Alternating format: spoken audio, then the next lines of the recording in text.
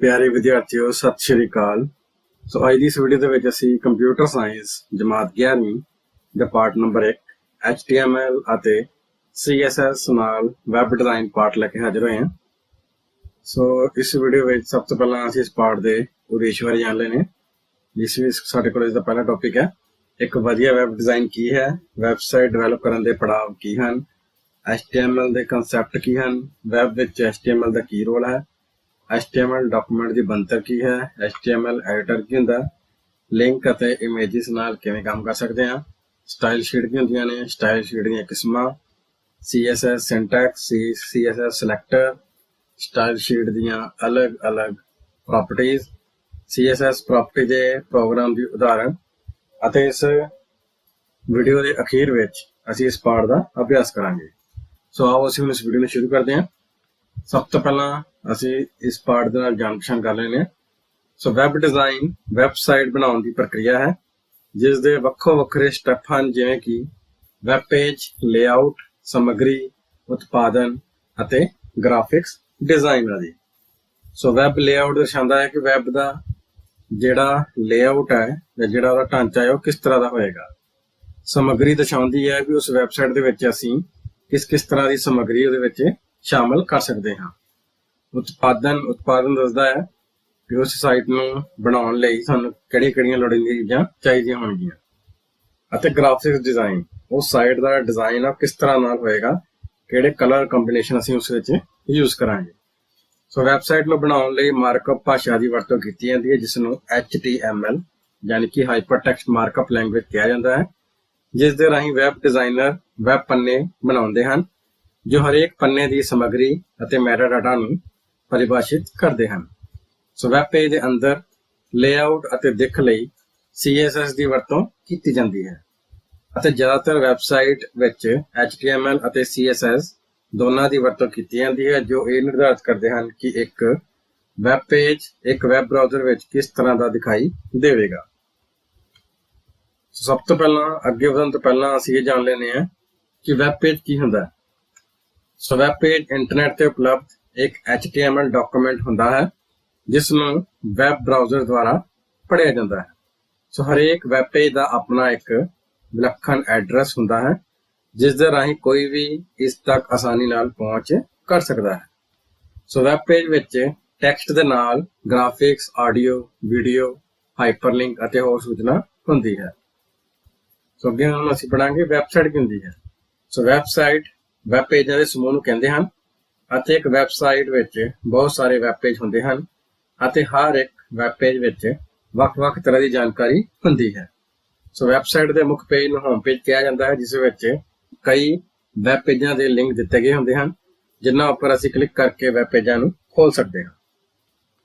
ਸੋ ਹਰ website ਦਾ ਆਪਣਾ ਇੱਕ ਵਿਲੱਖਣ ਐਡਰੈਸ ਹੁੰਦਾ ਹੈ, ਜਿਸ ਨੂੰ URL ਯਾਨੀ ਕਿ ਯੂਨੀਵਰਸਲ ਰਿਸੋਰਸ ਲੋਕੇਟਰ ਕਿਹਾ ਜਾਂਦਾ ਹੈ। ਅਸੀਂ ਇਸ URL ਰਾਹੀਂ ਕਿਸੇ ਵੀ ਵੈਬਸਾਈਟ ਤੱਕ ਪਹੁੰਚ ਕਰ ਸਕਦੇ ਹਾਂ। ਸੋ ਹੁਣ ਅਸੀਂ ਜਾਣਾਂਗੇ ਵੀ ਇੱਕ ਵਧੀਆ ਵੈਬ ਡਿਜ਼ਾਈਨ ਕੀ ਹੈ। ਸੋ ਇੱਕ ਵੈਬਸਾਈਟ ਨੂੰ ਆਮ ਲੋਕਾਂ ਨਾਲ ਜਾਣਕਾਰੀ ਨੂੰ ਸਾਂਝਾ ਕਰਨ ਦੇ ਉਦੇਸ਼ ਨਾਲ ਬਣਾਇਆ ਜਾਂਦਾ ਹੈ ਅਤੇ ਇੱਕ ਵੈਬਸਾਈਟ ਦੀ ਸਫਲਤਾ ਇਸ ਦੇ ਡਿਜ਼ਾਈਨ, ਸਮੱਗਰੀ ਅਤੇ ਗਤੀ ਤੇ ਨਿਰਭਰ ਕਰਦੀ ਹੈ। ਸੋ ਵੈਬਸਾਈਟ ਦੀ ਵਰਤੋਂ ਵਿਸ਼ਵ ਦੇ ਵੱਖ-ਵੱਖ ਹਿੱਸਿਆਂ ਵਿੱਚ ਕੀਤੀ ਜਾਂਦੀ ਹੈ ਅਤੇ ਇਹਨਾਂ ਵੱਖ-ਵੱਖ ਹਿੱਸਿਆਂ ਵਿੱਚ ਵੱਖ-ਵੱਖ ਭਾਸ਼ਾਵਾਂ ਲਿਖੀਆਂ, ਬੋਲੀਆਂ ਜਾਂ ਸਮਝੀਆਂ ਜਾਂਦੀਆਂ ਹਨ ਅਤੇ ਇਸ ਨੂੰ ਧਿਆਨ ਵਿੱਚ ਰੱਖਦੇ ਹੋਏ ਵੈਬਸਾਈਟ ਵਿੱਚ ਵਰਤੇ ਜਾਣ ਵਾਲੇ ਸ਼ਬਦ ਅਤੇ ਭਾਸ਼ਾ ਸਰਲ ਅਤੇ ਸਮਝਣਯੋਗ ਹੋਣੀ ਚਾਹੀਦੀ ਹੈ। ਸੋ ਇੱਕ ਚੰਗੀ ਵੈਬਸਾਈਟ ਦੇ ਡਿਜ਼ਾਈਨ ਨੂੰ ਬਣਾਉਣ ਲਈ ਸਾਨੂੰ ਵੱਖ-ਵੱਖ ਖੇਤਰਾਂ ਦੇ ਮਾਹਿਰਾਂ ਦੀ ਲੋੜ ਜਾਂ ਜ਼ਰੂਰਤ ਪੈਂਦੀ ਹੈ, ਜਿਨ੍ਹਾਂ ਇਸ ਕੰਮ ਵਿੱਚ ਮਹਾਰਤ ਹਾਸਲ ਕੀਤੀ ਹੋਵੇ। ਸੋ ਇੱਕ ਚੰਗੇ ਵੈਬਸਾਈਟ ਡਿਜ਼ਾਈਨ ਲਈ ਸਾਨੂੰ 8 ਮਹੱਤਵਪੂਰਨ ਸਿਧਾਂਤ ਦਾ ਧਿਆਨ ਰੱਖਣਾ ਪੈਂਦਾ ਹੈ, ਜੋ ਕਿ ਹੇਠ ਲਿਖੇ ਅਨੁਸਾਰ ਹਨ, ਜਿਸ ਵਿੱਚ ਪਹਿਲਾ ਹੈ ਸਾਦਗੀ। ਸੋ ਵੈਬਸਾਈਟ ਲਈ ਇੱਕ ਸਪਸ਼ਟ ਅਤੇ ਤਾਜ਼ਾ ਡਿਜ਼ਾਈਨ ਨੂੰ ਤਰਜੀਹ ਦਿੱਤੀ ਜਾਣੀ ਚਾਹੀਦੀ ਹੈ। ਇਹ ਵੈਬਸਾਈਟ ਦੇ ਲੋਡ ਹੋਣ ਦੇ ਸਮੇਂ ਨੂੰ ਘਟਾਉਂਦਾ ਹੈ ਅਤੇ ਭਵਿੱਖ ਵਿੱਚ ਵੈਬਸਾਈਟ ਨੂੰ ਅਪਡੇਟ ਕਰਨ, ਐਡਿਟ ਕਰਨ ਨੂੰ ਸੌਖਾ ਬਣਾਉਂਦਾ ਹੈ। ਦੂਸਰਾ ਹੈ ਇਕਸਾਰਤਾ। ਸੋ ਵੈਬਸਾਈਟ ਵਿੱਚ ਹਰੇਕ ਵੈਬ ਪੇਜ ਦਾ ਡਿਜ਼ਾਈਨ ਇਕਸਾਰ ਹੋਣਾ ਚਾਹੀਦਾ ਹੈ ਅਤੇ ਸਾਰੇ ਵੈਬ ਪੇਜਾਂ ਦੇ ਬਟਨ, ਰੰਗ ਅਤੇ ਨੈਵੀਗੇਸ਼ਨ ਦਾ ਡਿਜ਼ਾਈਨ ਇੱਕੋ ਜਿਹਾ ਹੋਣਾ ਚਾਹੀਦਾ ਹੈ, ਤਾਂ ਜੋ ਇਸ ਨੂੰ ਵਰਤਣ ਅਤੇ ਸਮਝਣ ਵਿੱਚ ਸੌਖ ਹੋਵੇ। ਅੱਗੇ ਇਸਦਾ ਤੀਸਰਾ ਪੁਆਇੰਟ ਹੈ ਟਾਈਪੋਗ੍ਰਾਫੀ ਅਤੇ ਉਪਯੋਗਤਾ ਟੈਕਸਟ। ਸੋ ਵੈਬਸਾਈਟ ਦਾ ਟੈਕਸਟ ਸਪਸ਼ਟ ਅਤੇ ਪੜ੍ਹਨਯੋਗ ਹੋਣਾ ਚਾਹੀਦਾ ਹੈ ਤਾਂ ਜੋ ਸਰਚ ਇੰਜਨ ਵੈਬ ਪੇਜਾਂ ਦੀ ਇੰਡੈਕਸਿੰਗ ਕਰ ਸਕੇ। ਚੌਥਾ ਪੁਆਇੰਟ ਹੈ ਬਹੁਪੱਖੀ ਡਿਜ਼ਾਈਨ।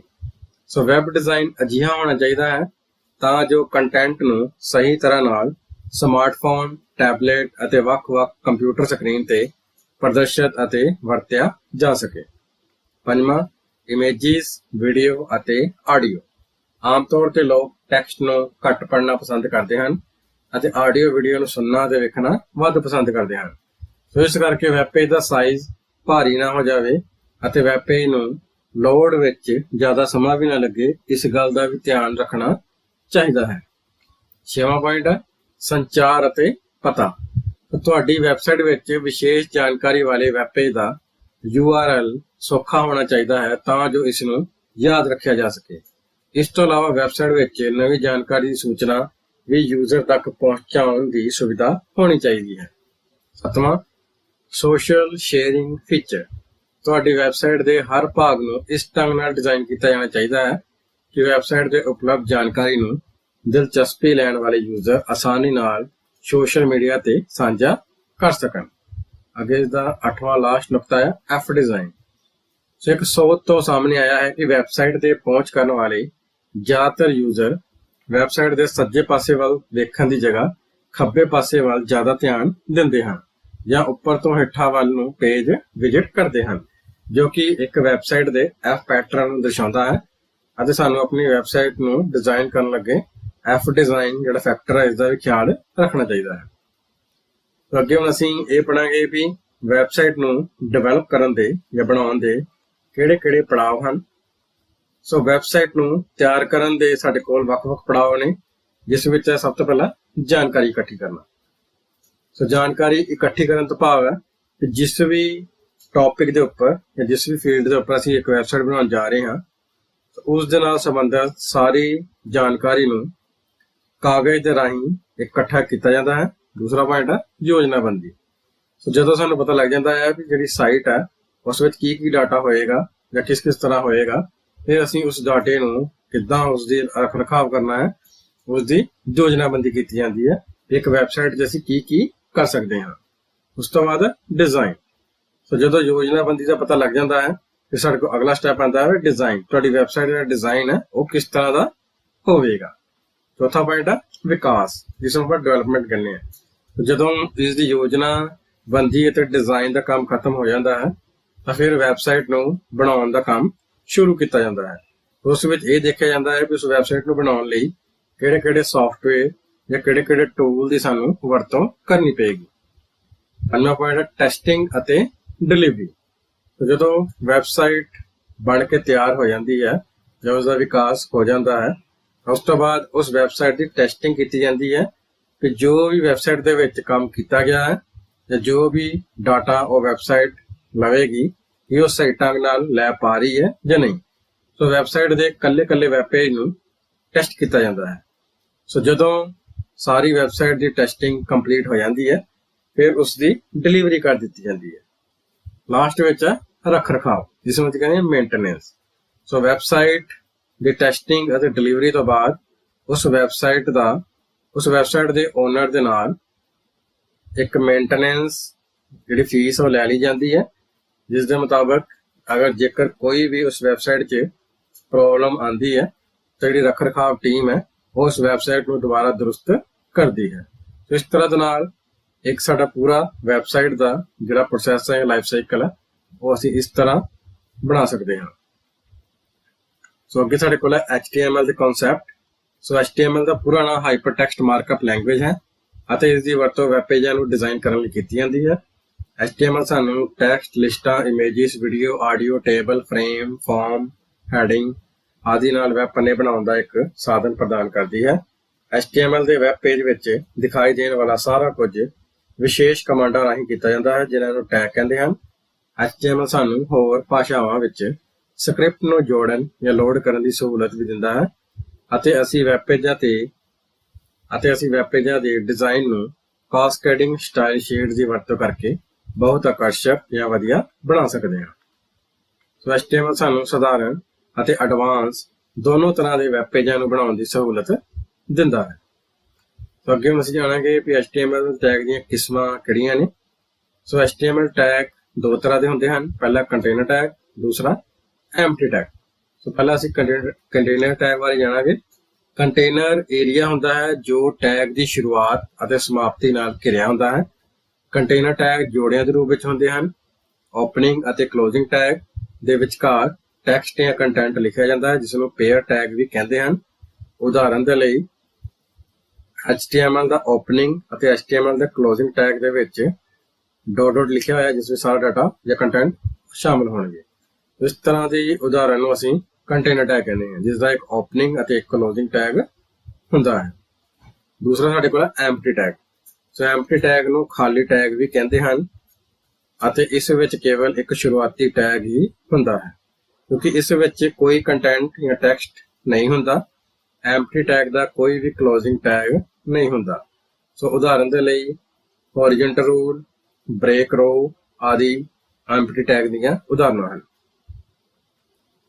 ਅੱਗੇ ਹੁਣ ਅਸੀਂ ਵੈਬ ਪੇਜ ਵਿੱਚ HTML ਦਾ ਕੀ ਰੋਲ ਹੈ ਉਸ ਬਾਰੇ ਜਾਣਾਂਗੇ। HTML ਵੈਬਸਾਈਟ ਨੂੰ ਡਿਜ਼ਾਈਨ ਕਰਨ ਲਈ ਵਰਤੀ ਜਾਂਦੀ ਮੁੱਢਲੀ ਭਾਸ਼ਾ ਹੈ ਅਤੇ ਅਸੀਂ HTML ਕੋਡ ਦੀ ਵਰਤੋਂ ਕਰਕੇ ਸਟੈਟਿਕ ਵੈਬ ਪੇਜਾਂ ਨੂੰ ਡਿਜ਼ਾਈਨ ਕਰ ਸਕਦੇ ਹਾਂ। HTML ਰਾਹੀਂ ਲਿਖਿਆ ਗਿਆ HTML ਕੋਡ ਵੈਬ ਬਰਾਊਜ਼ਰ ਵੱਲੋਂ ਸਮਝਿਆ ਜਾਂਦਾ ਹੈ ਅਤੇ ਯੂਜ਼ਰ ਦੇ ਸਮਝਣਯੋਗ ਬਣਾ ਕੇ ਵੈਬ ਪੇਜ ਵਿੱਚ ਡਿਸਪਲੇ ਕੀਤਾ ਜਾਂਦਾ ਹੈ। ਸੋ HTML ਕੋਡ ਰਾਹੀਂ ਅਸੀਂ ਟੈਕਸਟ, ਇਮੇਜਿਸ ਅਤੇ ਹੋਰ ਵੈਬ ਪੇਜ ਐਲੀਮੈਂਟ ਨੂੰ ਇੱਕ ਵੈਬ ਪੇਜ ਵਿੱਚ ਵਿਵਸਥਿਤ ਕਰ ਸਕਦੇ ਹਾਂ। ਸੋ ਵੈਬ ਬਰਾਊਜ਼ਰ ਦੇ ਸੋਰਸ ਕੋਡ ਵਿਕਲਪ ਦੀ ਵਰਤੋਂ ਕਰਕੇ ਨਵੇਂ ਪ੍ਰੋਗਰਾਮਰ HTML ਕੋਡ ਨੂੰ ਸਮਝ ਸਕਦੇ ਹਨ ਅਤੇ ਇਸ ਦੀ ਵਰਤੋਂ ਵੈਬ ਪੇਜ ਬਣਾਉਣ ਵਿੱਚ ਕਰ ਸਕਦੇ ਹਨ। ਸੋ HTML ਭਾਸ਼ਾ ਤੋਂ ਬਿਨਾਂ ਵੈਬ ਪੇਜ ਨੂੰ ਬਣਾਉਣਾ ਸੰਭਵ ਹੀ ਨਹੀਂ ਹੈ। ਸੋ ਅੱਗੇ ਹੁਣ ਅਸੀਂ HTML ਡਾਕੂਮੈਂਟ ਦੀ ਬਣਤਰ ਬਾਰੇ ਜਾਣਾਂਗੇ। ਸੋ ਇੱਕ HTML ਡਾਕੂਮੈਂਟ ਦੇ ਦੋ ਭਾਗ ਹੁੰਦੇ ਹਨ, ਜਿਸ ਵਿੱਚ ਪਹਿਲਾ ਹੈ left angle bracket exclamation sign doc type document type HTML right angle bracket close. So ਇਹ ਟੈਗ HTML ਦੇ ਵਰਜਨ ਨੂੰ ਪ੍ਰਦਰਸ਼ਿਤ ਕਰਦਾ ਹੈ ਅਤੇ ਦੱਸਦਾ ਹੈ ਕਿ HTML ਡਾਕੂਮੈਂਟ HTML ਦੇ ਵਰਜਨ 5 ਦੀ ਵਰਤੋਂ ਕਰਨ ਜਾ ਰਿਹਾ ਹੈ। ਉਸ ਤੋਂ ਬਾਅਦ ਸਾਡੇ ਕੋਲ ਇਸ ਦਾ ਪਹਿਲਾ ਭਾਗ ਹੈ ਹੈਡ ਭਾਗ। ਸੋ ਹੈਡ ਭਾਗ ਵਿੱਚ ਟਾਈਟਲ ਹੁੰਦਾ ਹੈ ਜੋ ਕਿ ਡਾਕੂਮੈਂਟ ਦੇ ਸਿਰਲੇਖ ਦੀ ਪਛਾਣ ਕਰਦਾ ਹੈ ਅਤੇ ਇਸ ਦਾ ਦੂਸਰਾ ਭਾਗ ਹੈ ਬੋਡੀ ਭਾਗ। ਸੋ ਬੋਡੀ ਭਾਗ ਵਿੱਚ ਅਸਲ ਜਾਣਕਾਰੀ ਹੁੰਦੀ ਹੈ ਜੋ ਅਸੀਂ ਵੈਬ ਪੇਜ ਤੇ ਪ੍ਰਦਰਸ਼ਿਤ ਕਰਨਾ ਚਾਹੁੰਦੇ ਹਾਂ। ਸੋ ਇੱਕ HTML ਡਾਕੂਮੈਂਟ ਦੇ ਮੁੱਖ ਭਾਗ ਜਿਨ੍ਹਾਂ ਬਾਰੇ ਹੁਣ ਅਸੀਂ ਵਿਸਥਾਰ ਨਾਲ ਗੱਲ ਕਰਾਂਗੇ, ਜਿਸ ਵਿੱਚ ਸਭ ਤੋਂ ਪਹਿਲਾਂ ਸਾਡੇ ਕੋਲ ਹੈ HTML ਟੈਗ। ਸੋ HTML ਟੈਗ ਤੋਂ ਦਸਤਾਵੇਜ਼ ਸ਼ੁਰੂ ਕੀਤਾ ਜਾਂਦਾ ਹੈ ਅਤੇ HTML ਟੈਗ ਦੇ ਅੱਗੇ ਫਾਰਵਰਡ ਸਲੈਸ਼ ਲਗਾਈ ਹੋਈ ਹੈ। ਸੋ ਇਸ ਟੈਗ ਦੇ ਨਾਲ ਬੰਦ ਕੀਤਾ ਜਾਂਦਾ ਹੈ। ਇਹ ਵੈਬ ਬਰਾਊਜ਼ਰ ਨੂੰ ਦੱਸਦਾ ਹੈ ਕਿ ਕਿੱਥੇ ਵੈਬ ਪੇਜ ਸ਼ੁਰੂ ਕਰਨਾ ਹੈ ਅਤੇ ਇਹ ਕਿੱਥੇ ਖਤਮ ਹੋਵੇਗਾ। ਸੋ ਸਾਰਾ ਇਹ ਡਾਟਾ ਹੈ ਉਹ HTML ਦੇ ਸ਼ੁਰੂਆਤੀ ਅਤੇ ਅਖੀਰਲੇ ਟੈਗ ਦੇ ਵਿਚਕਾਰ ਆਉਂਦਾ ਹੈ। ਦੂਸਰਾ ਸਾਡੇ ਕੋਲ ਟੈਗ ਹੈ ਹੈਡ ਟੈਗ। ਸੋ ਹੈਡ ਟੈਗ ਵੈਬ ਪੇਜ ਦੇ ਸਿਰਲੇਖ ਜਾਂ ਟਾਈਟਲ ਬਾਰੇ ਜਾਣਕਾਰੀ ਦਿੰਦਾ ਹੈ। ਹੈਡ ਟੈਗ ਨੂੰ ਵੈਬ ਪੇਜ ਲਈ ਬਹੁਤ ਜ਼ਰੂਰੀ ਮੰਨਿਆ ਜਾਂਦਾ ਹੈ। ਇਹ ਹੈਡ ਟੈਗ ਨਾਲ ਸ਼ੁਰੂ ਅਤੇ ਹੈਡ ਟੈਗ ਨਾਲ ਬੰਦ ਹੁੰਦਾ ਹੈ। ਤੀਸਰਾ ਹੈ ਸਾਡੇ ਕੋਲ ਟਾਈਟਲ ਟੈਗ। ਸੋ ਟਾਈਟਲ ਟੈਗ ਤੋਂ ਦਸਤਾਵੇਜ਼ ਸ਼ੁਰੂ ਕੀਤਾ ਜਾਂਦਾ ਹੈ ਅਤੇ ਟਾਈਟਲ ਟੈਗ ਦੇ ਨਾਲ ਬੰਦ ਕੀਤਾ ਜਾਂਦਾ ਹੈ। ਟਾਈਟਲ ਟੈਗ ਵੈਬ ਪੇਜ ਦਾ ਸਿਰਲੇਖ ਜਾਂ ਟਾਈਟਲ ਪਰਿਭਾਸ਼ਿਤ ਕਰਦਾ ਹੈ ਜੋ ਵੈਬ ਬਰਾਊਜ਼ਰ ਦੇ ਟਾਈਟਲ ਬਾਰ ਤੇ ਪ੍ਰਦਰਸ਼ਿਤ ਹੁੰਦਾ ਹੈ ਜਦੋਂ ਅਸੀਂ ਵੈਬ ਪੇਜ ਨੂੰ ਵੈਬ ਬਰਾਊਜ਼ਰ ਵਿੱਚ ਖੋਲਦੇ ਹਾਂ। ਚੌਥਾ ਸਾਡੇ ਕੋਲ ਟੈਗ ਹੈ ਬੋਡੀ ਟੈਗ। ਸੋ ਬੋਡੀ ਟੈਗ ਵੈਬ ਬਰਾਊਜ਼ਰ ਵਿੱਚ ਵੈਬ ਪੰਨੇ ਦੇ ਲੋਡ ਹੋਣ ਤੇ ਵੈਬ ਪੇਜ ਦੀ ਅਸਲ ਜਾਣਕਾਰੀ ਪ੍ਰਦਰਸ਼ਿਤ ਕਰਦਾ ਹੈ। ਇਸ ਵਿੱਚ ਟੈਕਸਟ, ਚਿੱਤਰ, ਆਡੀਓ, ਵੀਡੀਓ ਆਦਿ ਦੇ ਤੱਤ ਸ਼ਾਮਲ ਹੋ ਸਕਦੇ ਹਨ। ਇਹ ਬੋਡੀ ਟੈਗ ਦੇ ਨਾਲ ਸ਼ੁਰੂ ਅਤੇ ਬੋਡੀ ਦੇ ਕਲੋਜ਼ਿੰਗ ਟੈਗ ਨਾਲ ਬੰਦ ਹੁੰਦਾ ਹੈ। ਅੱਗੇ ਹੁਣ ਅਸੀਂ ਜਾਣਾਂਗੇ ਵੀ ਸਾਡੇ ਕੋਲ HTML ਪ੍ਰੋਗਰਾਮ ਨੂੰ ਬਣਾਉਣ ਲਈ ਕਿਹੜੇ ਐਡੀਟਰ ਦੀ ਲੋੜ ਪਵੇਗੀ। ਸੋ HTML ਦੀ ਵਰਤੋਂ ਕਰਕੇ ਵੈਬ ਪੇਜਾਂ ਨੂੰ ਬਣਾਉਣ ਲਈ ਸਾਨੂੰ ਦੋ ਤਰ੍ਹਾਂ ਦੇ ਸੌਫਟਵੇਅਰ ਦੀ ਜ਼ਰੂਰਤ ਪੈਂਦੀ ਹੈ, ਜਿਸ ਵਿੱਚ ਪਹਿਲਾ ਹੈ Notepad++। ਸੋ Notepad++ ਇੱਕ ਐਡੀਟਰ ਹੈ ਜਿਸ ਵਿੱਚ ਅਸੀਂ ਆਪਣਾ HTML ਦਾ ਜਿਹੜਾ ਕੋਡ ਹੈ ਉਹ ਲਿਖ ਸਕਦੇ ਹਾਂ। ਦੂਸਰਾ ਸਾਡੇ ਕੋਲ ਹੈ ਵੈਬ ਬਰਾਊਜ਼ਰ। ਸੋ Notepad++ ਦੇ ਵਿੱਚ ਜਦੋਂ ਅਸੀਂ ਆਪਣਾ ਪ੍ਰੋਗਰਾਮ ਤਿਆਰ ਕਰ ਲਵਾਂਗੇ ਤਾਂ ਅਸੀਂ ਉਸ ਨੂੰ .html ਐਕਸਟੈਂਸ਼ਨ ਦੇ ਨਾਲ ਸੇਵ ਕਰਦੇ ਹਾਂ। ਉਸ ਫਾਈਲ ਨੂੰ ਜਦੋਂ ਵੀ ਅਸੀਂ ਵੈਬ ਬਰਾਊਜ਼ਰ 'ਚ ਖੋਲਾਂਗੇ ਤਾਂ ਵੈਬ ਬਰਾਊਜ਼ਰ ਸਾਡੇ HTML ਕੋਡ ਨੂੰ ਪੜ੍ਹ ਕੇ ਉਸ ਦਾ ਜਿਹੜਾ ਨਤੀਜਾ ਹੈ ਉਹ ਸਾਨੂੰ ਵੈਬ ਬਰਾਊਜ਼ਰ ਦੇ ਵਿੱਚ ਪ੍ਰਦਰਸ਼ਿਤ ਕਰਨ ਵਿੱਚ ਮਦਦ ਕਰਦਾ ਹੈ। ਸੋ ਹੁਣ ਅਸੀਂ Notepad++ ਜੋ ਕਿ ਇੱਕ ਟੈਕਸਟ ਐਡੀਟਰ ਹੈ, ਉਸ ਨੂੰ ਅਸੀਂ ਹੁਣ ਇੰਟਰਨੈਟ ਤੋਂ ਕਿਵੇਂ ਡਾਊਨਲੋਡ ਕਰਨਾ ਹੈ ਵੈਬ ਬਰਾਊਜ਼ਰ ਦੀ ਵਰਤੋਂ ਕਰਦੇ ਹੋਏ, ਉਸ ਬਾਰੇ ਅਸੀਂ ਸਿੱਖ ਲੈਂਦੇ ਹਾਂ। ਸੋ Notepad++ ਇੱਕ ਮੁਫਤ ਅਤੇ ਸ਼ਕਤੀਸ਼ਾਲੀ ਕੋਡ ਐਡੀਟਰ ਹੈ। ਸੋ ਸਭ ਤੋਂ ਪਹਿਲਾਂ ਹੁਣ ਅਸੀਂ ਇਸ ਨੂੰ ਖੋਲ੍ਹਣ ਲਈ ਆਪਣੇ ਕੰਪਿਊਟਰ ਦੇ ਵਿੱਚ ਜਿਹੜਾ ਵੈਬ ਬਰਾਊਜ਼ਰ ਹੈ, ਕਿਸੇ ਵੈਬ ਬਰਾਊਜ਼ਰ ਨੂੰ ਤੁਸੀਂ ਓਪਨ ਕਰ ਸਕਦੇ ਹੋ, ਜਿਵੇਂ ਕ੍ਰੋਮ, ਸਫਾਰੀ, ਮੋਜ਼ਿਲਾ ਆਦਿ। ਤੁਸੀਂ ਦੇਖ ਪਾ ਰਹੇ ਹੋ ਵੈਬ ਬਰਾਊਜ਼ਰ ਮੇਰੀ ਸਕਰੀਨ ਤੇ ਓਪਨ ਹੋ ਚੁੱਕਿਆ ਹੈ। ਸੋ ਹੁਣ ਮੈਂ ਇੱਥੇ ਪਹਿਲਾਂ ਗੂਗਲ ਸਰਚ ਇੰਜਨ ਨੂੰ ਓਪਨ ਕਰ ਲੈਣਾ। ਹੁਣ ਇਸ ਵਿੱਚ ਅਸੀਂ ਹੁਣ ਲਿਖਾਂਗੇ, ਜਾਂ ਤਾਂ ਇਸ ਵਿੱਚ ਅਸੀਂ Notepad++ ਲਿਖ ਸਕਦੇ ਹਾਂ, ਜਾਂ ਫਿਰ ਸਿੱਧਾ ਤੁਸੀਂ ਡਾਇਰੈਕਟਲੀ https://notepad++.org ਤੇ ਸਿੱਧਾ ਤੁਸੀਂ ਐਡਰੈਸ ਬਾਰ ਤੇ ਟਾਈਪ ਕਰਕੇ ਵੀ ਸਾਈਟ ਨੂੰ ਖੋਲ ਸਕਦੇ ਹੋ। ਅਸੀਂ ਹੁਣ ਇਸ ਵਿੱਚ ਡਾਊਨਲੋਡ Notepad++ ਤੇ ਕਲਿੱਕ ਕਰਾਂਗੇ। ਤੇ ਕਲਿੱਕ ਕਰਨ ਤੋਂ ਬਾਅਦ ਤੁਸੀਂ ਦੇਖ ਪਾ ਰਹੇ ਹੋ notepad++.org ਦਾ ਜਿਹੜਾ ਹੋਮ ਪੇਜ ਹੈ ਇਹ ਓਪਨ ਹੋ ਚੁੱਕਾ ਹੈ। ਇਸ ਵਿੱਚ Notepad++ ਦੇ ਕਾਫੀ ਸਾਰੇ ਵਰਜ਼ਨ ਹੈ। ਸੋ ਜਿਹੜਾ ਵੀ ਵਰਜ਼ਨ ਤੁਸੀਂ ਇੰਸਟਾਲ ਕਰਨਾ ਚਾਹੁੰਦੇ ਹੋ ਕਰ ਸਕਦੇ ਹੋ। ਜਿਵੇਂ ਮੈਂ ਇਸਦਾ ਕਰੰਟ ਵਰਜ਼ਨ Notepad 8.4 ਇਸ ਤੇ ਕਲਿੱਕ ਕਰ ਲੈਣਾ। ਕਲਿੱਕ ਕਰਨ ਤੋਂ ਬਾਅਦ ਤੁਸੀਂ ਇਹ ਦੇਖ ਲੈਣਾ ਹੈ ਵੀ ਤੁਹਾਡਾ ਕੰਪਿਊਟਰ 64 ਬਿਟ ਨੂੰ ਸਪੋਰਟ ਕਰਦਾ ਜਾਂ 32 ਬਿਟ ਨੂੰ। ਸੋ ਉਸ ਹਿਸਾਬ ਨਾਲ ਤੁਸੀਂ ਆਪਣੇ ਕੰਪਿਊਟਰ ਦੀ ਕਨਫੀਗਰੇਸ਼ਨ ਦੇ ਹਿਸਾਬ ਨਾਲ ਤੁਸੀਂ ਜਿਹੜਾ Notepad++ ਜਿਹੜਾ ਸੌਫਟਵੇਅਰ ਡਾਊਨਲੋਡ ਕਰ ਸਕਦੇ ਹੋ। ਜਿਵੇਂ ਮੇਰਾ ਲੈਪਟਾਪ 64 ਬਿਟ ਨੂੰ ਸਪੋਰਟ ਕਰਦਾ, ਤਾਂ ਮੈਂ 64 ਬਿਟ ਡਾਊਨਲੋਡ ਤੇ ਕਲਿੱਕ ਕਰਾਂਗਾ। ਤੇ ਦੇਖ ਪਾ ਰਹੇ ਕਿ ਇਹ ਜਿਹੜੀ ਫਾਈਲ ਹੈ 4.3 MB ਦੀ ਹੈ ਤੇ ਫਾਈਲ ਡਾਊਨਲੋਡ ਹੋ ਚੁੱਕੀ ਹੈ। ਅਸੀਂ ਇੱਥੇ ਡਬਲ ਕਲਿੱਕ ਕਰਾਂਗੇ। ਇਸ ਤੇ ਕਲਿੱਕ ਕਰਨ ਤੋਂ ਬਾਅਦ ਅਸੀਂ ਇਸ ਵੈਬ ਪੇਜ ਨੂੰ ਮਿਨੀਮਾਈਜ਼ ਕਰ ਲੈਂਦੇ ਹਾਂ। ਇਸ ਵਿੱਚ ਆ ਰਿਹਾ please select language, standard language English ਹੀ ਹੈ, ਉਸਨੂੰ ਸਿਲੈਕਟਡ ਰਹਿਣ ਦਾਂਗੇ। ਓਕੇ ਤੇ ਕਲਿੱਕ ਕਰਾਂਗੇ। ਉਸ ਤੋਂ ਬਾਅਦ ਨੈਕਸਟ ਤੇ ਕਲਿੱਕ ਕਰਾਂਗੇ। ਨੈਕਸਟ ਕਲਿੱਕ ਕਰਨ ਤੋਂ ਬਾਅਦ ਲਾਇਸੈਂਸ ਐਗਰੀਮੈਂਟ ਆ ਗਿਆ ਵੀ ਕੀ ਤੁਸੀਂ ਇਸ ਦਾ ਲਾਇਸੈਂਸ ਐਗਰੀਮੈਂਟ ਨਾਲ ਸਹਿਮਤ ਹੋ। ਆਈ ਐਗਰੀ ਕਰ ਦਾਂਗੇ। ਨੈਕਸਟ। ਉਸ ਤੋਂ ਬਾਅਦ ਜਿਹੜਾ ਸੌਫਟਵੇਅਰ ਇੰਸਟਾਲ ਹੋਣਾ ਸ਼ੁਰੂ ਹੋ ਗਿਆ। ਸੋ ਇਹ ਜਿਹੜਾ Notepad++ ਸੌਫਟਵੇਅਰ ਦਾ ਸੈਟਅਪ ਹੈ ਹੁਣ ਇੰਸਟਾਲ ਹੋ ਚੁੱਕਿਆ। ਹੁਣ ਫਿਨਿਸ਼ ਤੇ ਕਲਿੱਕ ਕਰਾਂਗੇ।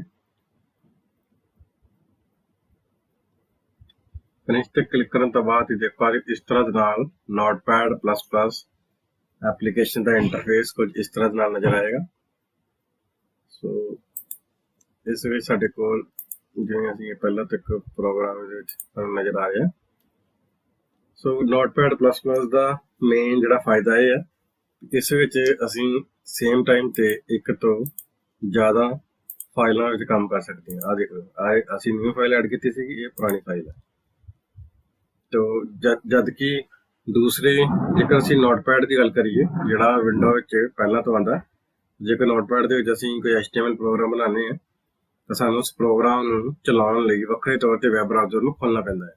ਜਿਹੜਾ Notepad++ ਹੈ ਇਹ ਸਾਨੂੰ ਇੱਕ ਫੀਚਰ ਪ੍ਰੋਵਾਈਡ ਕਰਦਾ ਹੈ ਕਿ ਅਸੀਂ ਇਸੇ ਵਿੱਚ ਹੀ ਪ੍ਰੋਗਰਾਮ ਬਣਾ ਕੇ ਇਸੇ ਸੌਫਟਵੇਅਰ ਵਿੱਚ ਹੀ ਪ੍ਰੋਗਰਾਮ ਨੂੰ ਵੈਬ ਬਰਾਊਜ਼ਰ ਦੀ ਮਦਦ ਨਾਲ ਰਨ ਵੀ ਕਰ ਸਕਦੇ ਹਾਂ। ਉਹਦੇ ਲਈ ਅਸੀਂ ਕਿਵੇਂ ਰਨ ਕਰਾਂਗੇ, ਅਸੀਂ ਫਾਈਲ ਤੇ ਜਾਵਾਂਗੇ। ਫਾਈਲ ਦੇ ਵਿੱਚ ਓਪਨ ਇਨ ਡਿਫਾਲਟ ਵਿਊਅਰ ਇੱਥੇ ਅਸੀਂ ਕਲਿੱਕ ਕਰਾਂਗੇ ਤੇ ਤੁਸੀਂ ਦੇਖ ਪਾ ਰਹੇ ਹੋ ਜਿਹੜਾ ਮਾਈਕਰੋਸਾਫਟ ਐਜ ਡਿਫਾਲਟ ਜਿਹੜਾ ਤੁਹਾਡੇ ਕੰਪਿਊਟਰ ਦਾ ਬਰਾਊਜ਼ਰ ਹੋਏਗਾ ਉਸ ਵਿੱਚ ਤੁਹਾਡੇ ਇਸ ਪ੍ਰੋਗਰਾਮ ਨੂੰ ਰਨ ਕਰਕੇ ਇਹ ਦਿਖਾ ਦੇਗਾ। ਮਤਲਬ ਤੁਹਾਨੂੰ ਪ੍ਰੋਗਰਾਮ ਬਣਾਉਣ ਤੋਂ ਬਾਅਦ ਵੱਖਰੇ ਤੌਰ ਤੇ ਤੁਹਾਨੂੰ ਫਾਈਲ ਨੂੰ ਕਿਸੇ ਵੈਬ ਬਰਾਊਜ਼ਰ ਚਲਾਉਣ ਦੀ ਜ਼ਰੂਰਤ ਨਹੀਂ ਪੈਂਦੀ। Notepad+ ਦੇ ਵਿੱਚ ਹੀ ਜਿਹੜਾ ਵੀ ਤੁਹਾਡੇ ਕੰਪਿਊਟਰ ਵਿੱਚ ਡਿਫਾਲਟ ਬਰਾਊਜ਼ਰ ਹੋਏਗਾ ਉਹਦੀ ਮਦਦ ਨਾਲ ਤੁਸੀਂ ਆਪਣੀ ਜਿਹੜੀ HTML ਫਾਈਲ ਹੈ ਉਸ ਨੂੰ ਵੈਬ ਬਰਾਊਜ਼ਰ ਵਿੱਚ ਖੋਲ ਸਕਦੇ ਹੋ। ਸੋ ਅੱਗੇ ਹੁਣ ਜਾਣਾਂਗੇ ਵੈਬ ਬਰਾਊਜ਼ਰ ਕੀ ਹੈ। ਸੋ ਵੈਬ ਬਰਾਊਜ਼ਰ ਇੱਕ ਕੰਪਿਊਟਰ ਪ੍ਰੋਗਰਾਮ ਹੈ ਜੋ ਇੰਟਰਨੈਟ ਵਿੱਚ ਮੌਜੂਦ ਵੈਬ ਪੇਜਾਂ ਨੂੰ ਯੂਜ਼ਰ ਲਈ ਸਰਚ ਕਰਕੇ ਮਨੁੱਖੀ ਭਾਸ਼ਾ ਵਿੱਚ ਅਨੁਵਾਦ ਕਰਦਾ ਹੈ। ਇਹਨਾਂ ਵੈਬ ਪੇਜਾਂ ਵਿੱਚ ਮੌਜੂਦ ਜਾਣਕਾਰੀ ਵਿੱਚ ਗ੍ਰਾਫਿਕਸ, ਮਲਟੀਮੀਡੀਆ, ਸਧਾਰਨ ਟੈਕਸਟ ਸ਼ਾਮਲ ਹੁੰਦਾ ਹੈ। ਇੱਕ ਵੈਬ ਬਰਾਊਜ਼ਰ ਵੈਬ ਨਿਯਮਾਂ ਦੇ ਅਨੁਸਾਰ ਵੈਬ ਪੇਜਾਂ ਤੋਂ ਡਾਟਾ ਪ੍ਰਾਪਤ ਕਰਦਾ ਹੈ। कुछ मुख्य वैब ब्राउज़र साडे कोल जिवें कि सज्जे पासे चित्र देख पा रहे हो। इस विच पहला है ओपेरा, दूजा गूगल क्रोम, तीसरा सफारी, चौथा मोजिला फायरफॉक्स, पंजवां इंटरनेट एक्सप्लोरर, छेवां माइक्रोसॉफ्ट एज। अगे हुण असीं ये सिखांगे कि लिंक नाल असीं काम किवें कर सकते हैं। सो इस बारे असीं पहलां ही 10वीं जमात च पढ़ चुके हैं। सो HTML दे विच लिंक नाल किवें काम करदे हैं उस बारे असीं हुण जान लैणे आ। सो हाइपरलिंक नूं लिंक या हाइपरटैक्सट लिंक भी कहा जाता है ਅਤੇ ਇਸ ਦੀ ਵਰਤੋਂ ਕਰਕੇ ਇੱਕ ਦਸਤਾਵੇਜ਼ ਨੂੰ ਟੈਕਸਟ ਜਾਂ ਚਿੱਤਰ ਰਾਹੀਂ ਇੱਕ ਜਾਂ ਇੱਕ ਤੋਂ ਜ਼ਿਆਦਾ ਵੈਬ ਪੇਜਾਂ ਨਾਲ ਜੋੜਿਆ ਜਾ ਸਕਦਾ ਹੈ। ਸੋ ਵੈਬ ਬਰਾਊਜ਼ਰ ਹਾਈਪਰਲਿੰਕ ਨੂੰ ਨੀਲੇ ਰੰਗ ਵਿੱਚ ਪ੍ਰਦਰਸ਼ਿਤ ਕਰਦਾ ਹੈ ਅਤੇ ਇਸ ਦਾ ਹੇਠਾਂ ਲਾਈਨ ਖਿੱਚਦਾ ਹੈ। ਸੋ ਹਾਈਪਰਲਿੰਕ ਰਾਹੀਂ ਇੱਕ ਵੈਬਸਾਈਟ ਦੇ ਵੱਖ-ਵੱਖ ਵੈਬ ਪੇਜਾਂ ਵਿਚਕਾਰ ਲਿੰਕਿੰਗ ਕੀਤੀ ਜਾਂਦੀ ਹੈ। ਸੋ ਜਿਵੇਂ ਕਿ ਤੁਸੀਂ ਹੇਠਾਂ ਚਿੱਤਰ ਦੇਖ ਪਾ ਰਹੇ ਹੋ, ਜਿਸ ਵੀ ਲਾਈਨ, ਪੈਰਾਗ੍ਰਾਫ ਜਾਂ ਕਿਸੇ ਅੱਖਰ ਦੇ ਉੱਪਰ ਲਿੰਕ ਲੱਗਾ ਹੁੰਦਾ ਹੈ तो लिंक सानू इस तरह के नाल नीले अखरां विच नज़र आउंदा है।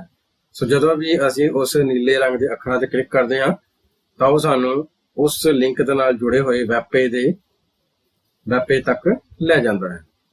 अगे हुण इह सिखांगे भी लिंक नूं बनाउण लई असीं किहड़े टैग दी वरतों करदे हां।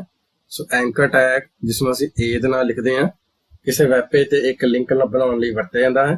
इस दा शुरुआती टैग ए ਅਤੇ इस दा अखीरला टैग /a हुंदा है।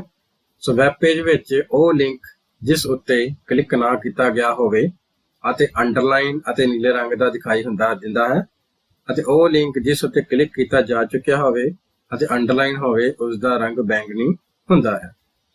हुण असीं एंकर टैग ਨੂੰ ਵਰਤਣ ਦਾ ਜਿਹੜਾ ਸਿੰਟੈਕਸ ਹੈ ਉਹ ਦੇਖ ਲੈਂਦੇ ਹਾਂ। ਸਭ ਤੋਂ ਪਹਿਲਾਂ left angle bracket A space ਦੇ ਕੇ हरीफ ਦਾ ਪੂਰਾ ਨਾਮ है हाइपरटेक्स्ट रेफरेंस। सो जो जिसका भी तुसीं लिंक लगाना है उसका तुसीं रेफरेंस दोगे, पूरा एड्रैस दोगे, दवांगे किहदे विच बराबर डबल कोट URL। तो URL च जिहड़ा भी वैब पेज तुसीं अपने मेन पेज दे नाल जोड़ना चाहते हो उसका पूरा URL या उस पेज का पूरा एड्रैस तुसीं इस URL विच लिखोगे। उस तो बाद डबल कोट बंद कर देनी है, right angle bracket link text विच तुसीं वो टैक्सट लिखना है जिस टैक्सट के उपर लिंक नज़र आवे, उस दे उपर वो टैक्सट लिंक टैक्सट की थां ते लिख सकते हो। उस तो बाद असीं एंकर टैग नूं क्लोज कर दिता है। सो इस दी उदाहरण है लैफ्ट एंगल ब्रैकेट ए स्पेस दे के हाइपरटेक्स्ट रेफरेंस बराबर डबल कोड विच असीं उस पिक्चर का एड्रैस दिता है जिसका एड्रैस है जिस पिक्चर का नाम है abc.jpg उस फाइल की एक्सटेंशन है। उस तो बाद डबल कोट नूं बंद कर दिता है, राइट एंगल ब्रैकेट क्लोज कर दिता है। इमेज, सो इमेज और टैक्सट है जिससे आप क्लिक करांगे साडे स्क्रीन ते abc.jpg नाम की फाइल ओपन होएगी। उस तो बाद असीं एंकर टैग नूं क्लोज कर दिता है। सो तुहाडी स्क्रीन ते हुण एंकर टैग दा एक उदाहरण तुहानूं दिख रही है जिस दे राहीं असीं एक टैक्सट नूं लिंक कर सकते हैं। तो असीं इन्हां भागां बारे एक करके जान लैंदे। सब तो पहला साडे कोल है A टैग। सो A अखर एंकर टैग नूं परिभाषित करता है ਅਤੇ शुरुआती एंकर टैग नाल लिंक नूं सैट किया जाता है। सो हरीफ इहदे विच हरीफ दा पूरा नाम हाइपरटेक्स्ट रेफरेंस है जिस दे बारे हुणे असीं गल कीती सी। सो हरीफ एंकर टैग दा मुख्य एट्रीब्यूट है जो कि जोड़े जाने वाले वैब पेज के पते नूं परिभाषित करता है।